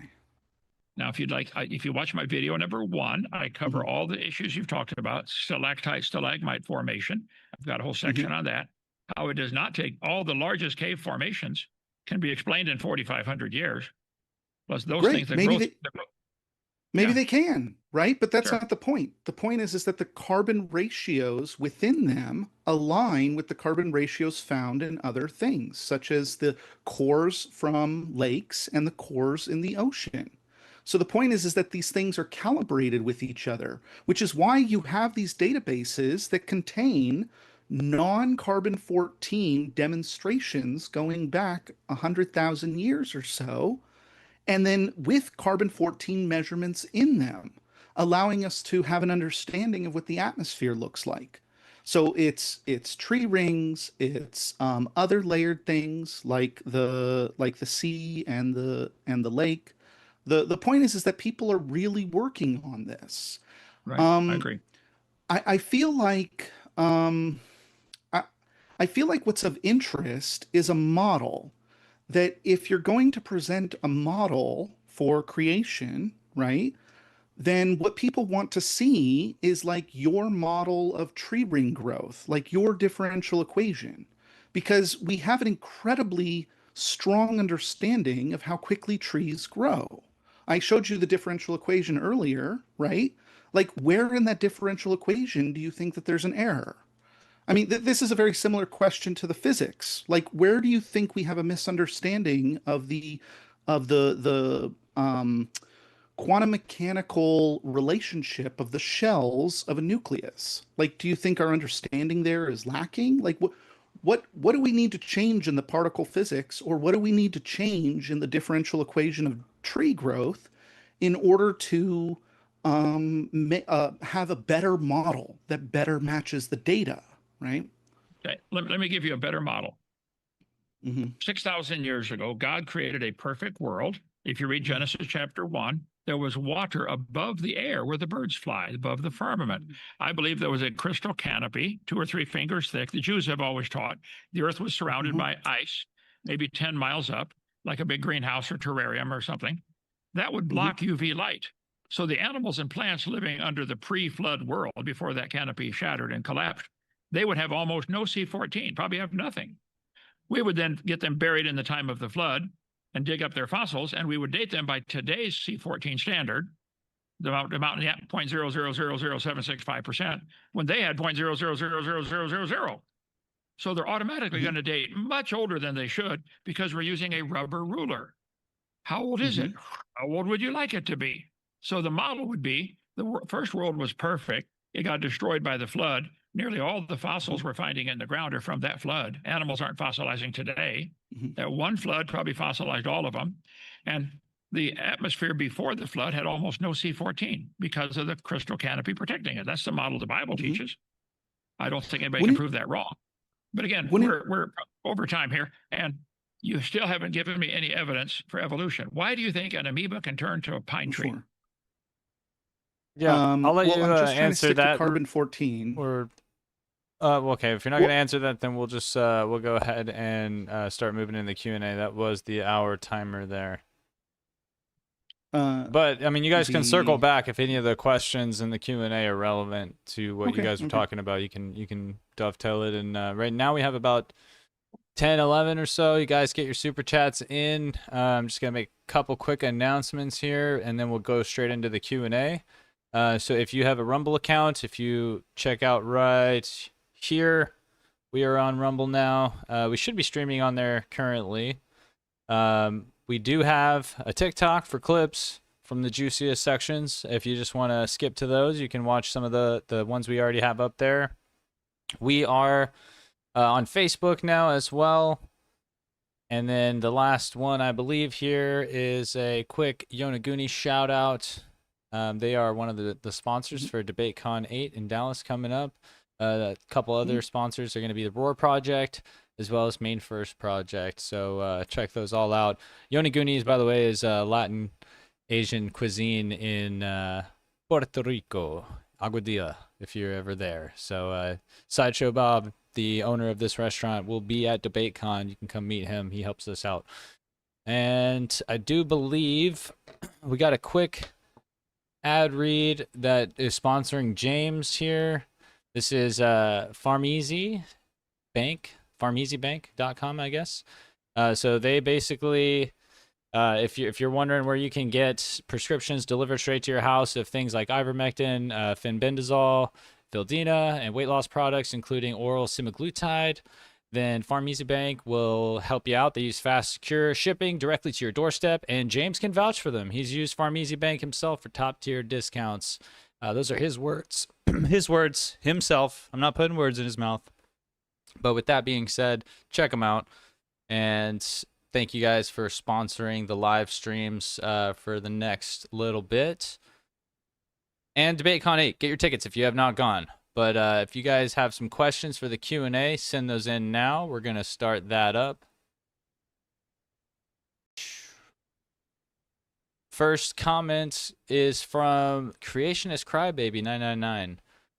They said, Ken Hovind, you say it is inconceivable that macroevolution occurred, therefore it must have been created. Don't you know that you're using God of the gaps?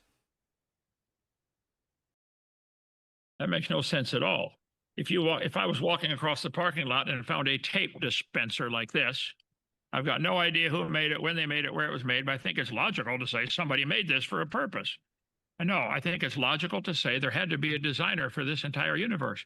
one single cell in your body is more complex than the space shuttle. And you want me to believe it formed by chance. I'm sorry, I'm not stupid enough to believe that. You may be, but I am not. I think there had to be a designer. Now, who was it? If I walking across the parking lot, and if I walking through the woods and found an arrowhead, I would know right away it's man-made. It's not a natural object. And I might want to find out who made this, what, which tribe did this and when, and all that kind of stuff. That's when you start inquiry. When you look at anything living in nature, biosphere, anything in plant, microbial, animal, it's mind-boggling, the complexity. I don't have a problem praising God and wanting to understand it. I did a whole series on how different creatures make babies. I asked the evolutionist, would you please explain to me how this evolved? The hippopotamus, the velvet worm. I went through hundreds of creatures. None of them. Atheists didn't take the bait on any of them. How did this evolve? They want me to believe it did, and they want me to pay to have all the kids learn that it did, but they don't have an answer for how it did. There is no scientific explanation for how reproductive processes can evolve separately. Which came first, the male or the female? And how did they find each other? It's mind-boggling. So, crybaby, if you wish to believe that everything happened by chance, you're welcome to it, but that's not science. You have a religion, and you're welcome to it. And I admit mine's a religion. You guys do not admit yours is a religion because you lose your tax funding. I understand real well. But good, thanks for listening, crybaby. I do pray for you. Got your model right up here, somewhere here. Where'd it go? They sent you that? Oh, over there. Okay. I got a model of crybaby. Yeah. Okay, so this is someone you're engaged with often. He calls into my show. He's welcome to. Here you go. Here we have on our shelf, crybaby right there. Crybaby. That's a production right there. Yeah. Just so you know, Bobby, you're able to get a word in on any comment that's directed at Kent and vice versa. He can comment on comments directed at you or questions directed at you. Just whoever it's directed at, they'll go first. So if you want to respond to that quickly before I move on, I am putting a poll up, guys, in the chat. Stop asking me. I'm working on it. But go ahead, Bobby. What was the question again? Basically accusing Kent of using the God of the gaps idea, or I'll read it again. 1 second. It was Kent Hovind says it's inconceivable that macroevolution occurred, therefore it must have been created. Don't you know that you're using God of the gaps? Okay, and you can also just say I agree. I would agree. I'll go on to the next one. Yeah. Okay. I guess I'm concerned that we don't have a model, right? And I feel like on the one hand, we have literally differential equations, people doing actual core sampling of trees and various other things. But on the other side, no model. Just a, upsetment that scientists around the world are trying to, understand the way that the world works, right? All right. I usually do if you guys want to do like a back and forth, you can just keep it short. So if Kent wanted to say something to that, we have enough comments right now to where I can afford that time. But if you want me to move on, Kent, I'll just go ahead and read the next one. Well, very quickly, I think I do very clearly have a model. God made the world. He made it perfect. And he made it in 6 days, the only way symbiotic relationships work. And he made it with a protective canopy that would prevent C14. The flood of this world the flood of Noah's day destroyed the world. That made all the layers, all the fossils, and polystrata trees running up through all the layers. I cover that model thousands of times. We'll go to my website, drdino.com. We present a very coherent model. The Bible story, exactly as written, is the best model to explain everything we see in nature and in the world. If your claim is that dirty tires, don't settle. Go from dirty and dull to deep glossy shine in minutes. Black Magic makes it carbon 14 before the flood and then carbon 14 after the flood, wouldn't we see a discontinuity in the graphs that we calculate through? Like, let me say it another way. We have animals like elephants. Did they exist before the flood? Yes, sir. Did they exist after the flood? They still do today. Yeah. So why isn't there a missing collection of ratios that we don't find? Right? In other words, Well, if all the animals in the previous 4,000 years are with respect to the atmosphere after the flood, and then all the elephants before the flood are with respect to the pre-atmosphere, you would see a striking discontinuity in the ratios, right? I So mean, I maybe could that's draw a why, picture for you. that's why we get the wild numbers when they go to date these things, because they're No, using but that today's ruler and on something that wouldn't live in today's atmosphere. That's all. no, We beat this horse into the ground. But go ahead.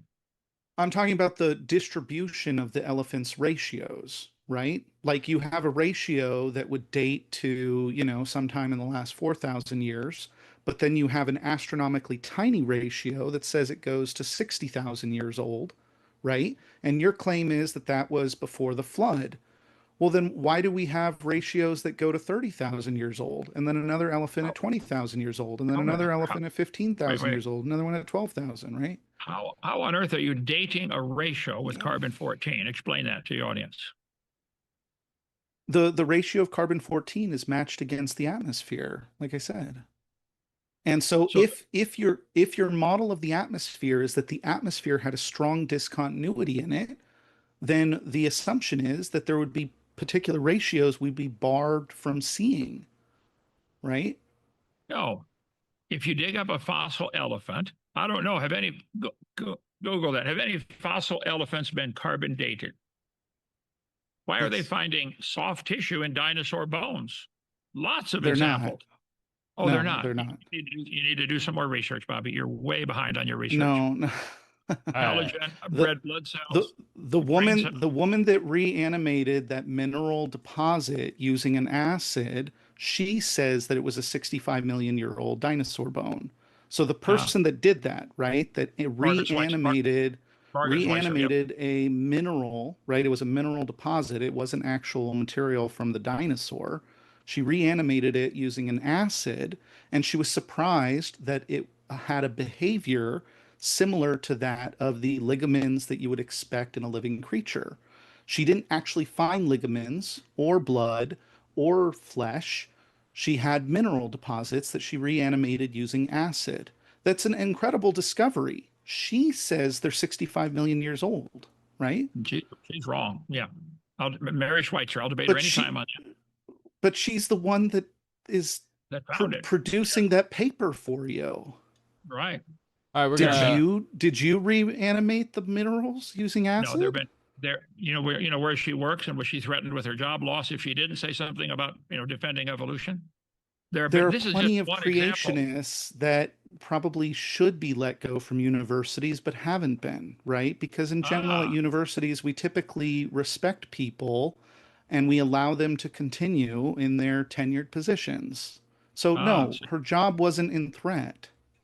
So there should be discrimination against people who don't agree with your position on billion. There should be people that are not teaching science that are against the scientific inquiry. Yeah. Oh, listen, I'm in favor of science. Evolution is not part of science. Evolution's a religion. It absolutely is. All right, Then show me the It evidence certainly of any. is. Where's the scientific evidence of any animal producing offspring other than the same kind? Dogs always we have have dogs. we have the relationship we have with respect to the data. We understand the relation. Like I You're can related to calculate I can calculate the informational difference between my DNA and my brother's DNA, and I can calculate out that it comes out to about one generation. I can calculate the informational difference between your DNA and my DNA, comes out, I don't know, 30 generations ago or 50 generations ago. You Now, can what do about you? that with different No, people, right? We can no, also you do said that you're with related different. to a pine tree. How many generations did Right. it take you? You and a pine tree are related, you said. Yes, Why do you that why do you believe that? goes incredibly far back, Oh yeah, far back. The long ago, point far is away. that we don't find, right? We don't find that there's any discontinuities. We find continuous relational variation between every animal on the entire planet. There is no discontinuities to speak of. It's the same Okay. thing that I'm saying with the carbon. we'll let you If have I the last word on that one, Bobby. I do got to move on. no, Sorry to cut you off. I was just going to say that if we find an elephant that dates to, let's say, 8,000 years old, then the amount of ratio it has means that the ratio is too small to be within the last 4,000, right? But if the ratio is at 8,000, then according to Kent, that period that the animal lived in should have been where there was 0 carbon 14. And so that elephant shouldn't have the ratio it has. There's a discontinuity in what Kent is saying, but we see no such discontinuities. There is no discontinuity All of right. ratios. I'm sure we They will continually go back. we'll make right? it back to those points eventually. Next one was a second one from, I believe, Crybaby. He sent another 5. Thank you for the 5. He said, Ken Hovind, gods were responsible for lightning until we discovered natural causes. Your God, that's in quotes, is confined to those parts of the universe we don't know about. I happen to know my God really well, and I talk to him all the time, and I pray for you, Crybaby. Maybe I should pray for God to use lightning to explain himself to you. I don't know. But yeah, I think that I love studying the natural world. I understand how lightning is produced. And I think God designed an amazing atmosphere, an amazing world. I think the problem with you, Crybaby, is you don't like God's rules for your life. You know, thou shalt not commit adultery, thou shalt not kill, thou shalt not steal. I mean, he gave pretty clear commandments. And I've never met an atheist who kept all of those because they want to get rid of God to get rid of his rules. And I've said thousands of times, this is God's planet. He made it. He makes the rules. If you don't like it, go make your own planet. Make your own world and do whatever you want. But this one's his, and he's going to be the judge. And he said he made everything to bring forth after their kind. Dogs have dogs. Cats have cats. There are no exceptions. All right. Except for my opponent. My opponent tonight's related to a pine tree. I'd like to see how that happened. There's plenty of rebuttal? classes that'll teach you. There's biology classes, botany classes. Okay, we'll go on to the next one here. We got Gibby FV4005, who just became a member to the Spectator, so you'll be able to watch all those streams that we do next week. Thank you for your membership. All right, Roopaloop sends $2 and says, if the Bible's not true, do you want to know that? Oh, I've had 399 debates. If you think there's something wrong with my Bible, something wrong with the creation story, call 855-BIG-DINO, extension 4, and schedule a debate and show me. Show the world how stupid I am. I'd like to see you show me. I've defended the Bible now for 57 years. I think it's true. I think it's flawless. I think it's scientifically accurate. I think God made the world, and you better get ready to face him Judgment Day. I'm trying to help. Now, if you don't see, Pascal's wager would say, I can't lose. If evolution's true and there's no God, I still had a wonderful life. But if I'm right and you're wrong, you're in serious trouble. Pascal's wager, check that out. Anyway, go ahead. Well, I just did a video on Pascal's wager, which therefore it must be true. Unfortunately, I don't think it quite does what you're saying, right? Because in general, if I were to accept a deity because of Pascal's wager, I would imagine that the deity knows that I'm only accepting the truth based on Pascal's wager, in which case it doesn't actually do anything towards salvation. So the whole concept of Pascal's wager is not really accurate, right? It doesn't help you in saving. I do have can I share the screen for a second? What are you sharing? Just a question that I was writing down for Kent. Okay, yeah, we'll allow it real quick. Guys, get some more super chats in. We got maybe about 25-30 minutes. I don't have it as a separate and thing. then also I'm gonna close the poll in about 10 minutes. So go vote. This is the thing that I'm trying to get at, Kent. This is what a discontinuity would look like. If you were saying, right, that elephants, which have a continual collection of ratios going back in time, right? So in other words, we see a nice continuous graph going backwards, right, in terms of density, okay, with respect to the ratios. You could argue we don't know where the dates are, but the model that you're presenting is that there was a drastically different atmosphere in this section than there was in this section. And if that's your model, there would be a discontinuity. We don't see that discontinuity. So that model doesn't make any sense, right? So you can't have strictly different atmospheres in two different sections of the time backwards in time. Otherwise, there would be a discontinuity of ratios that are inaccessible. Yet we have a evenly distributed set of densities, or evenly distributed set of ratios of basically any creature. Let me put it to you this way. Saber-toothed tigers, right? We don't know of any that existed in the last 4,000 years, right? None of their carbon dating is within the last 4,000 years, right? Meaning that according to your model, all the saber-toothed tigers should have 0 carbon-14 in them, or virtually none, because they all were before the flood. They all died before the flood. But that's not true, because we have plenty of carbon-14 within our saber-toothed tigers, all kinds of carbon-14, and we have a clean distribution of them going backwards. We don't have any within the last 4,000, but we do have saber-toothed tigers, right, with carbon-14 in them.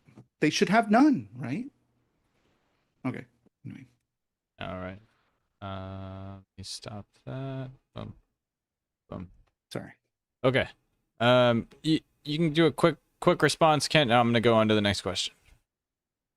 No, we beat carbon-14 into the ground here. We'll have to. There's still no evidence of animal changing to another kind of animal. We're still not even on topic for the debate tonight. So go ahead. All right, Big League. I mean, carbon-14 is part of the debate. Only to rescue time. Only to rescue time. I am happy to state that I'm in ignorance and that I don't know anything about the issue of amoebas turning into humans. We can just grant that for the discussion, but there seems to be like an uninterest in knowing why saber-toothed tigers have carbon-14 in them. Like you seem to have no concern about that whatsoever. You just brought it up, and I just wrote it down. First of all, I don't know that that's true, what you said. But if it is, I will check it out. And thank you. Okay. Let's go on to it. We got a lot of people waiting super chat. I've had a long day. I'm retired. I'd like to get to bed. But I feel that. All right. So this next one is from Big League Drew. He said, how would the flood create the oil? Kent? They can make oil in the laboratory in 20 minutes. Biomatter. There's a factory in Texas. I think it's in Houston, near where you live. They take turkey guts from one of the big turkey slaughterhouses. I don't know, Butterball or something. They get the guts and the head and the feathers, and they press it into oil in 20 minutes. Crude oil. So oil can be made from all kinds of things. I mean, go to the grocery store. There's olive oil and canola oil and cashew oil, and oil can be made from lots of things under pressure. So I think the flood would have buried all kinds of things and under different levels of mud, different amounts of mud, and the pressure of that would turn them to oil. It can be made to oil in 20 minutes. If you watch my video number 1, you get my whole video series for $50. Watch it, copy it, return it, get your money back. You can watch most of them online, drdino.com on my website. I just want to get the truth out. So oil is a great indication the Earth is not billions of years old because of the pressure still in the oil wells. They drill down and squirts up with a gusher in some places. That pressure should have dissipated, cracked the ground. They've done studies on the amount of rock, the overburden, and the pressure it can handle. You get 30 tons per square inch. It would crack anything. Anyway, so the oil is a good indication the Earth is not billions of years old, and oil can be made from many, many different things. Google that, Joseph. How many different products can be turned into oil? I'm going to wildly guess it's over 50. Okay, that's certainly a lot. So I think the oil is down there in the ground today from plants, mostly from animals that drowned in the flood. I think the Earth before the flood was largely habitable, mostly land. The Earth, and today it's mostly water, but it was mostly habitable from pole to pole. There were lots more animals. I mean, like hundreds of times more animals than we have today. They drowned in the flood, and that's where the oil came from. That would be my model. Quick response, Bobby, and then we'll go on to the next one, if you want. You're not required to respond to every one of them. Sure. I would just say that the reason we don't find any carbon-14 in oil is because it's been in the ground for an incredibly long time. It probably had carbon-14 in it in the past, right? But the carbon-14 decayed, and that's why that's not there, right? All right. Well, we could leave it at that. Roopaloop, we have a good amount to get through from even just this one chatter here. Roopaloop sends 5 and says, In court, you'd share exhibits ahead of time, question experts, and experts would be disqualified for lack of expertise. Creation would lose every time. What do you have to say to that, Kent? He's dreaming. And then he also well, he sent maybe smoking something. I don't know. He sent 2 more back to back. You can kind of address them all at once if you want. The next one was, Kent, can you define evidence? And the last one was to Kent and axiomatic reasoning, true/false. If not P, then P and not P. That's just like a logical equation there. If not P, P and P. Is there a parentheses? There is no parentheses there. I think he's just asking, is this true or false? If not P, then P and not P, which one of the laws of logic is... Well, it depends on where I don't know it off the top of my head. I'd have to write it down and take a look at it. But in general, right, the fact that there's a lack of parentheses in 2 operations is kind of a problem, right?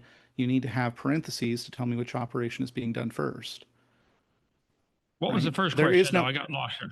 Yeah, there is no PEMDAS for logical operators, right? You have to put parentheses. The first one was more of a statement on exhibits in court being shared ahead of time, questioning experts, and experts would be disqualified for lack of expertise. Creation would lose every time. He followed it up with, can you define evidence?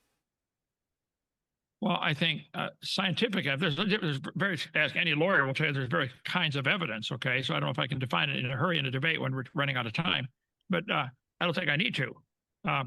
It's intuitive when we see complex things that somebody intelligent had to design it. If you're coming down to southern Alabama and you see thousands of trees in straight lines, which you'll see all over here, it is logical to say somebody planted these. This doesn't happen in the woods. They're all lined up because they're all planted at the same time. They're tree farms. They do that because they grow faster and straighter to make telephone poles and lumber. So I think the evidence that somebody did that is the fact that they're in straight lines. The evidence that each cell in your body is more complex than the space shuttle, and the DNA code in one person's body would go across the solar system twice. That doesn't happen by chance. If you wish to imagine that, that's fine. But don't call it science. Evolution's a religion you believe in. That's wonderful. Real American Freestyle is changing the game. RAF Georgia, RAF 11, and RAF Next Gen. So there's very different kinds. Ask any lawyer, what is evidence? That's a very broad question, okay? So there's evidence that can be proven beyond a shadow of a doubt, evidence that may have other interpretations. So I think that's way off topic for the debate tonight. Fair. Yeah, I would just point out that evidence as presented in a court typically has standards that are along the lines of, beyond a shadow, beyond reasonable whatever, right? These particular standards are specific to a court, right? And specific to, witnesses and things along those lines. This is not how we conduct scientific research. Scientific research is typically done with respect to testable, verifiable predictions and peer-reviewed literature. So when someone writes a paper and it's got like 6 authors on it, typically all 6 of those authors have worked on different parts and they've collaborated over months. They then submit this blindly to other researchers that attempt to replicate some of the experiments or look over some of the data and verify that it is correct. It then gets published in a journal, right?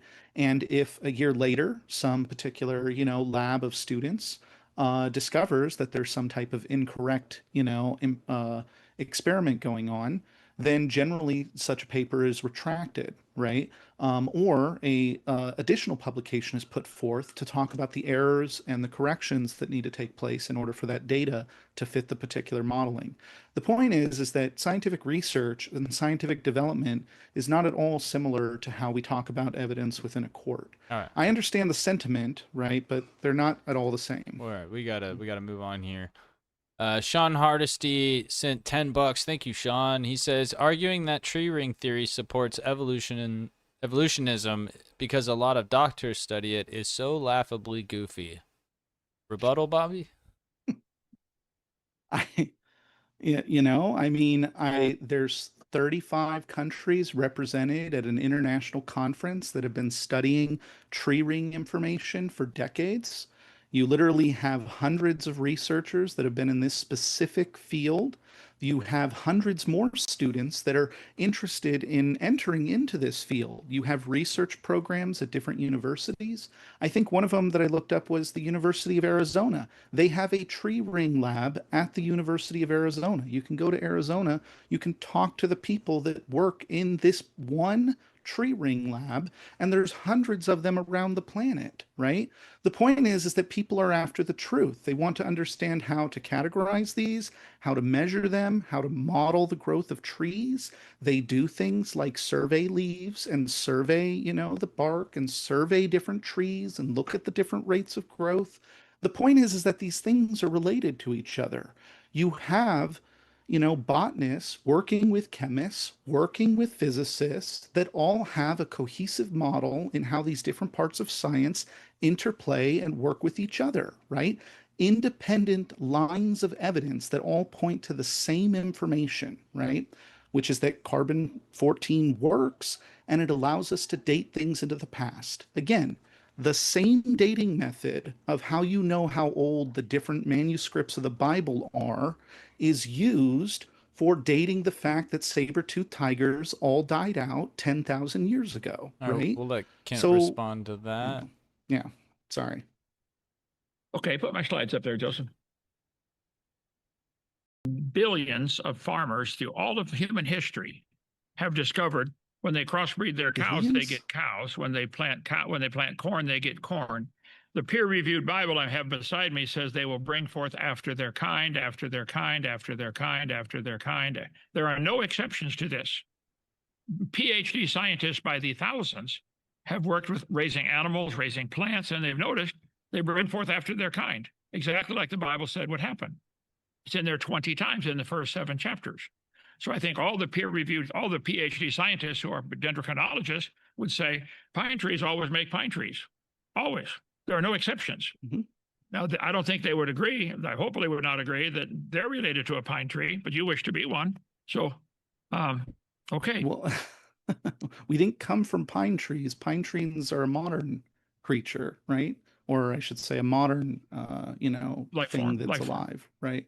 Life Okay, form, well, sure. I'm pointing out the peer-reviewed journal says they will bring forth after their kind. Nobody has ever observed, science is what we can observe, study, test, and demonstrate. Nobody's observed this not happening. But nobody's you want- observed. Nobody's observed a nucleus, right? We have models and we have the response data of input that we do. This is We a have model. This is a model that humans came from an amoeba. That's never been observed. It's not science. This is not a what is the- scientific model. It's a fairy tale. what is the diameter of an electron? What's the diameter of it? Gee whiz, who knows? Pretty small. 0, right? It's a fundamental particle. All right, we'll move on. Way off topic on that one. It's Well, gonna happen means in the we- super chats occasionally. Okay. Okay. Like this one. I mean, I guess it is kind of related, but S-Tone 3.14 says, question for Axio, what is a woman? Axiom? But I mean, they wrote Axio. Axio, gotcha. I think they had meant limited axiomatic, characters. but that's fine. Or Bobby, right? In general, I would just go with the biology definition, right? I mean, it's typically, what is it? A human that, aligns with what they think femininity is. Just like, men are people that align with what they think masculinity is. Anything to add to that, Kent? If you don't know what a woman is, talk to your mother. I'd be willing to bet $5 that she knows. I don't know if you want to go down the trans discussion, but I'd be happy to with you. It's just we're going to end up talking about, parts. So, Well, if you think there's more than 2 genders, I'll pay you $50 to come milk our bull. I want to video you flying over the fence. yeah, well, the disrespect that you're providing to people, like what do you do with someone that's XY and, Was not has a expecting vagina, right? Here we go. Here we Like go. Okay. you just decide they don't exist because you think that they don't exist. I think that that's just, disrespectful to the human race. Okay. That was unexpected, Kent. That was cinema, pure cinema on the YouTube live stream here. You can't predict stuff like Please. that. Come milk the bull. All right. 50 bucks. I'll make it 100. Okay. Next one is from Rope-a-Lope. Don't take that bet, Bobby. I said don't take that bet. No. Rope-a-Lope says 50 bucks. in court, Kent would What's not that? be able to make random factual assertions without pointing to expert or fact witness testimony or an admitted document.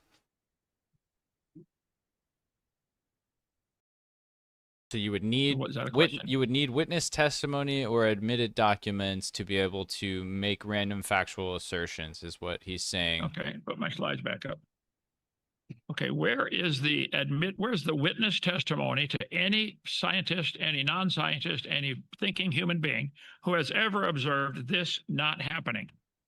Everybody observes, whether a professional farmer or an amateur farmer, they know cows produce cows.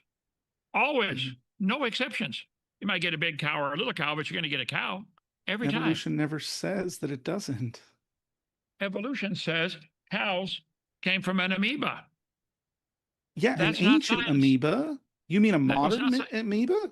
It's not 'Cause observable. no, It's not science. no, That's my point. No It's one, not no science. one, nothing on Earth today came from a modern amoeba, right?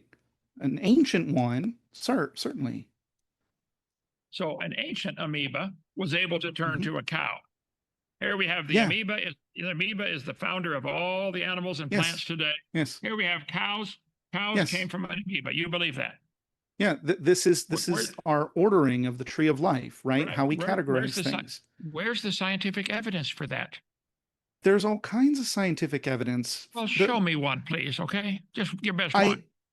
I wanted to talk about carbon-14 tonight. That's what I prepared for. But I did present, right, the fact that taxonomical ordering and DNA information is tightly coupled together. I even alluded to, but maybe I didn't say it, right, that in general, we have a fairly thorough understanding of like neural networks and machine learning and algorithmic convergence, right? So when you indicate these things of like, that there's specialized information within the DNA of humans or something, these are just not correct, right? We literally in computers randomize the inputs and then through basically a forced environment, right, where we're learning on the data, cause it to converge towards that particular outcome that we're after. And so it is not unexpected that you would have random chemicals coupled with the preservation of those chemicals, right? The replication process, the preservation process, that wouldn't just naturally converge to something. No one is saying that we know exactly what it's going to converge to, or that there was some predetermined way in which it would converge, but the idea that convergence would be tightly coupled to the environment that it's in and be forced to adapt to that particular environment, that's not unexpected whatsoever. We do it in computers all the time. We have language. Imagination. Right? Like this is Okay. well Put understood. my slide back up. All right, after this, Well, we'll go to the next one. As a teacher for 15 years with a PhD in education, I was a professor with a PhD in mathematics. you didn't let me finish. As a teacher of 15 years experience with a PhD in education, I would give you an F for your snow job you just gave. You didn't answer the question. Where's the scientific evidence of an animal ever producing other than their same kind? My book says they're always going to produce after their kind. That's what everybody's seen. That is science. This is not science. This is all, you ready, Joseph? We didn't do it yet tonight. This is all nothing but magic. Okay, You're welcome to have it, but it's not science. next one from same guy. He sends two back to back. He said, Kent, if born in 1200 in Damascus, would you be Muslim? Not for very long. I think I'm too smart for that. All right, next question was, Kent, do you think beaches and mountains form naturally? Sometimes. Sometimes they're formed rapidly. You know, it can be rapid plate tectonics that thrust them, mountains thrust, their strike falls, slip falls, and all that stuff. So yeah, you can get like, you know, volcanoes certainly can form rapidly. And this beaches can form rapidly. This was So this. that's too Sorry. broad of a question. Yeah, sorry to cut you off there. This is the same commenter who asked if you found out the Bible, or if the Bible wasn't true, would you want to know? He said he responded to that, to your comment with another 5. Thank you, Rupaloop. He says, Kent, I'm not asking whether you have good reason to believe the Bible. If the Bible is not true, do you want to know that? Absolutely. Show me where it's not true. Show me. Is there anything not to put it back up, Joseph? Is anything not true about this? They bring forth after their kind, after their sort. Can you show me any examples where that's not true?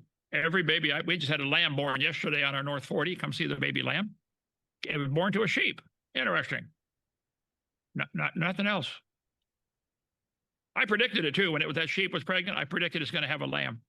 Bingo, dead on, right? Exactly right. Our chickens have baby chickens. Our cows have baby cows. There are no exceptions. If you wish to imagine something else, that's imagination. That's not science. Get it out of our schools, please. Evolution doesn't say, and I know you've been told this in the past, evolution doesn't say that you leave the kind that you were in, right? So is a bacteria the same kind of animal as a whale? The whale is in that same category, yeah.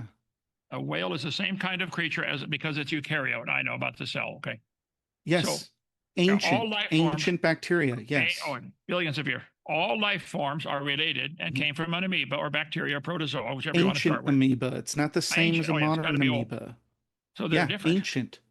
Yes. So what yes, they're did different. ancient amoeba have the, a protocell, an ancient protocell is nothing like what a modern cell would be like. Really? How do you know that? Can you show me one? We have laboratory I'm not an origin of life researcher, but again, just like dendrochronology, there are hundreds of scientists working on specifically origin of life research. They demonstrate different types of chemical reactions.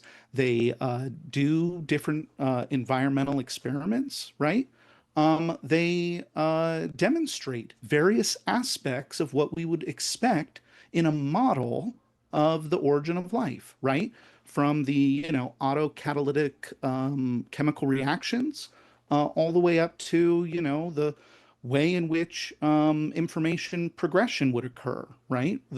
Typically there's a hypothesis of like RNA being used as the first type of information carrying device rather than DNA, right? But again, I'm not an origin of life researcher. I typically defer to experts when I see a cohesive understanding and relationship that a particular field of study has had. When you see things like conferences, thousands of research papers, hundreds of PhDs that are corresponding with dozens of other fields of study, this is a strong indication of models, differential equations, testable, reproducible predictions, right? This is a demonstration of science at its work. The same science that gives you literally the technology you're using right now is the same science of why we know, right, that carbon-14 works the way that it does.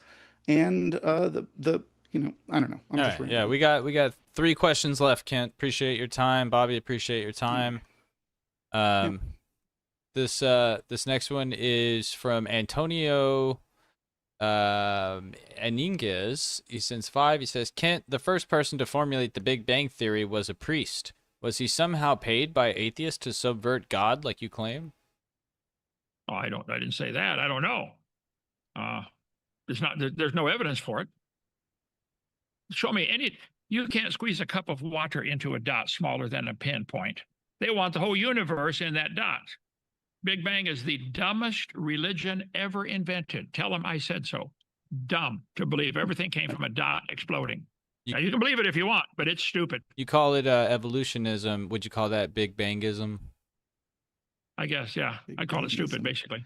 We don't have a model of the singularity to the beginning part of the universe, right? So the earliest moment of the universe that we're able to understand with respect to modeling, right, goes from the cosmic microwave background radiation to some point in the past in which the universe was infinitely large, very hot, and very dense. That's the furthest that we're able to model. The moment we go back even a single moment more, our models literally generate black holes everywhere. So we're not able to have a model that goes all the way back to a singularity. We're not sure how we would be able to do that. That would probably require a relationship or a general theory of everything where we have put together, relativity and particle physics, that both of them have come together. So quantum field theory and, Einstein's equations, right? We currently don't have that. And so the furthest back we can go is when the universe was infinitely large, very hot, and very dense, right? That's as far as we know. So going all the way back to the singularity, sure, I can grant that, but it's probably, we don't know that.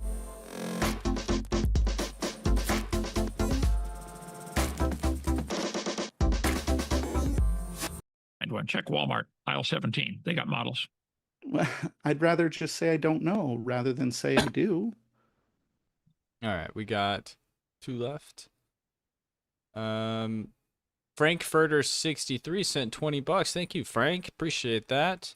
He said, Ken, it takes millions of years to form diamonds. Not a question, but it's something to... There's a very large article on that exact topic on ICR.org, Institute for Creation Research.org in Dallas, Texas. I suggest you read that. You're mistaken. You want to say something real quick before I go on to the last question, Bobby? No, it's fine. Okay. Last question is for you. Even Lord sends 5. Even Lord, thank you for your donation. Appreciate it. He said, Axiom, you argue that young Earth creationists should be removed from academia. Do you think all the Marxists should also be removed? Marxists? So there's a difference between teaching different economic theories or different government theories versus taking positions that are, anti-science, right? When you're literally hand waving away, that all the dendrochronologists don't understand tree rings as well as I do, right? Then you're literally seeding doubt into incredibly well-established scientific, scientific fields, right? So like the point is that when you compare something like communism to something like the Earth is 6,000 years old, these are just not even remotely even similar, right? One is literally talking about a particular government or a particular political position, right? And the other one is literally just completely disregarding, decades upon decades and hundreds of years of modeling and mathematics and physics. And so the latter should have quite a bit more concern.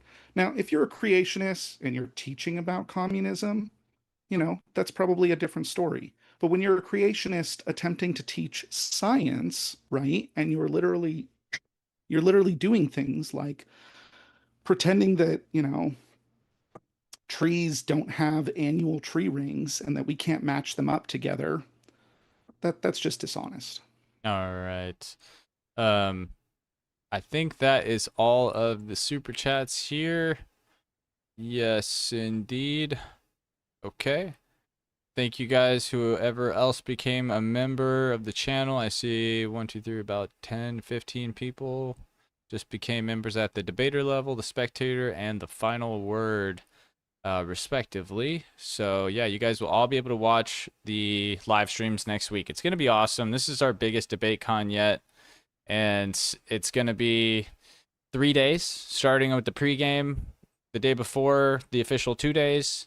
And then the next 2 days, if you have a VIP pass, you'll get lunch. You'll get to get autographed copies, pictures, you get to sit and have lunch with the debater you choose if there's any room left at those tables. I think we sold out and had to add about 30 more tickets for you guys. So we do have a little bit more space. So it's the biggest one yet. It's going to be a lot of fun.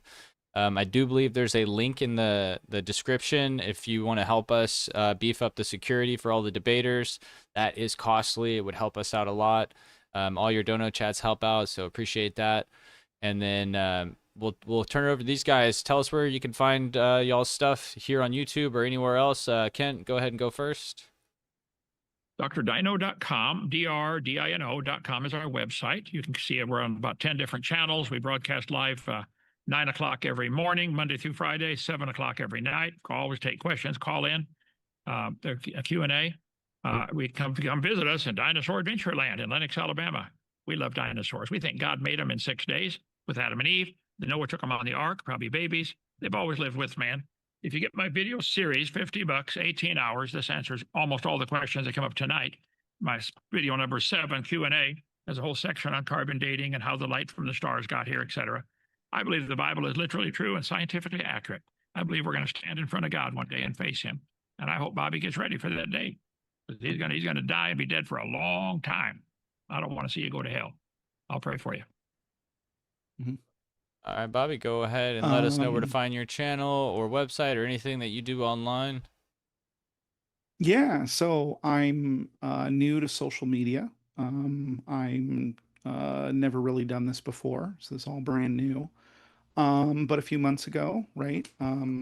For past 6 months, I've been trying to have conversations with people, help them with their misinformation and disinformation and this sorts of stuff.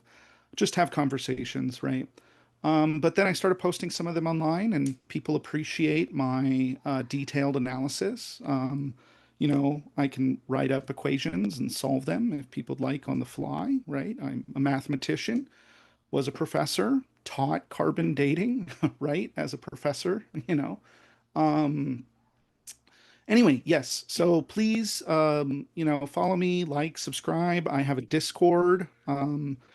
I also have a YouTube at Axiomatic Reasoning. You can find all the links at my YouTube. I have an Instagram, Axiomatic Reasoning. I have a Facebook, Axiomatic Reasoning, TikTok. I have a bunch of different platforms that I'm on. Please, feel free to follow, like, subscribe, join the Discord if you'd like to chat with me. I've been trying to go live about twice a week and talk with all kinds of different people on even communism and, creationism and all the other types of things, right? So anyway, All right. I did want to thank Kent for agreeing to chat with me. Maybe we could do it again sometime, right? But I have a curiosity. Would you be interested in any of the papers I presented today? I could email them to you if you'd like. I think I'm swamped right now. I saw what you showed. If I get time, I'll go back and look at those. But would you be interested in the paper? Would you be interested in the paper that I showed you? I have several copies of those. That was a good one. Awesome. Well, I appreciate both of your guys' time and for coming on, making the time, being respectful. Definitely easy to get off the rails on debates like this, and you guys let each other talk very well, and I much appreciated that. It makes my job easy, and the chat enjoys the conversation flow a lot better. So yeah, you guys have a wonderful night. Kent, have fun with what you're doing there. Right. Summer camper or something? Yep. Right on. It's amazing. One quick thing, I will be jumping on my Discord momentarily, and we'll be on for several hours if people want to come chat with me. Yeah, guys, if y'all want to go in there, learn about some tree rings and things, go join us Discord. I'm sure there's a lot more than that. All right, guys, y'all take it easy, chat. If you haven't got your tickets to DebateCon, this is the last time I'll tell you to go ahead and do it.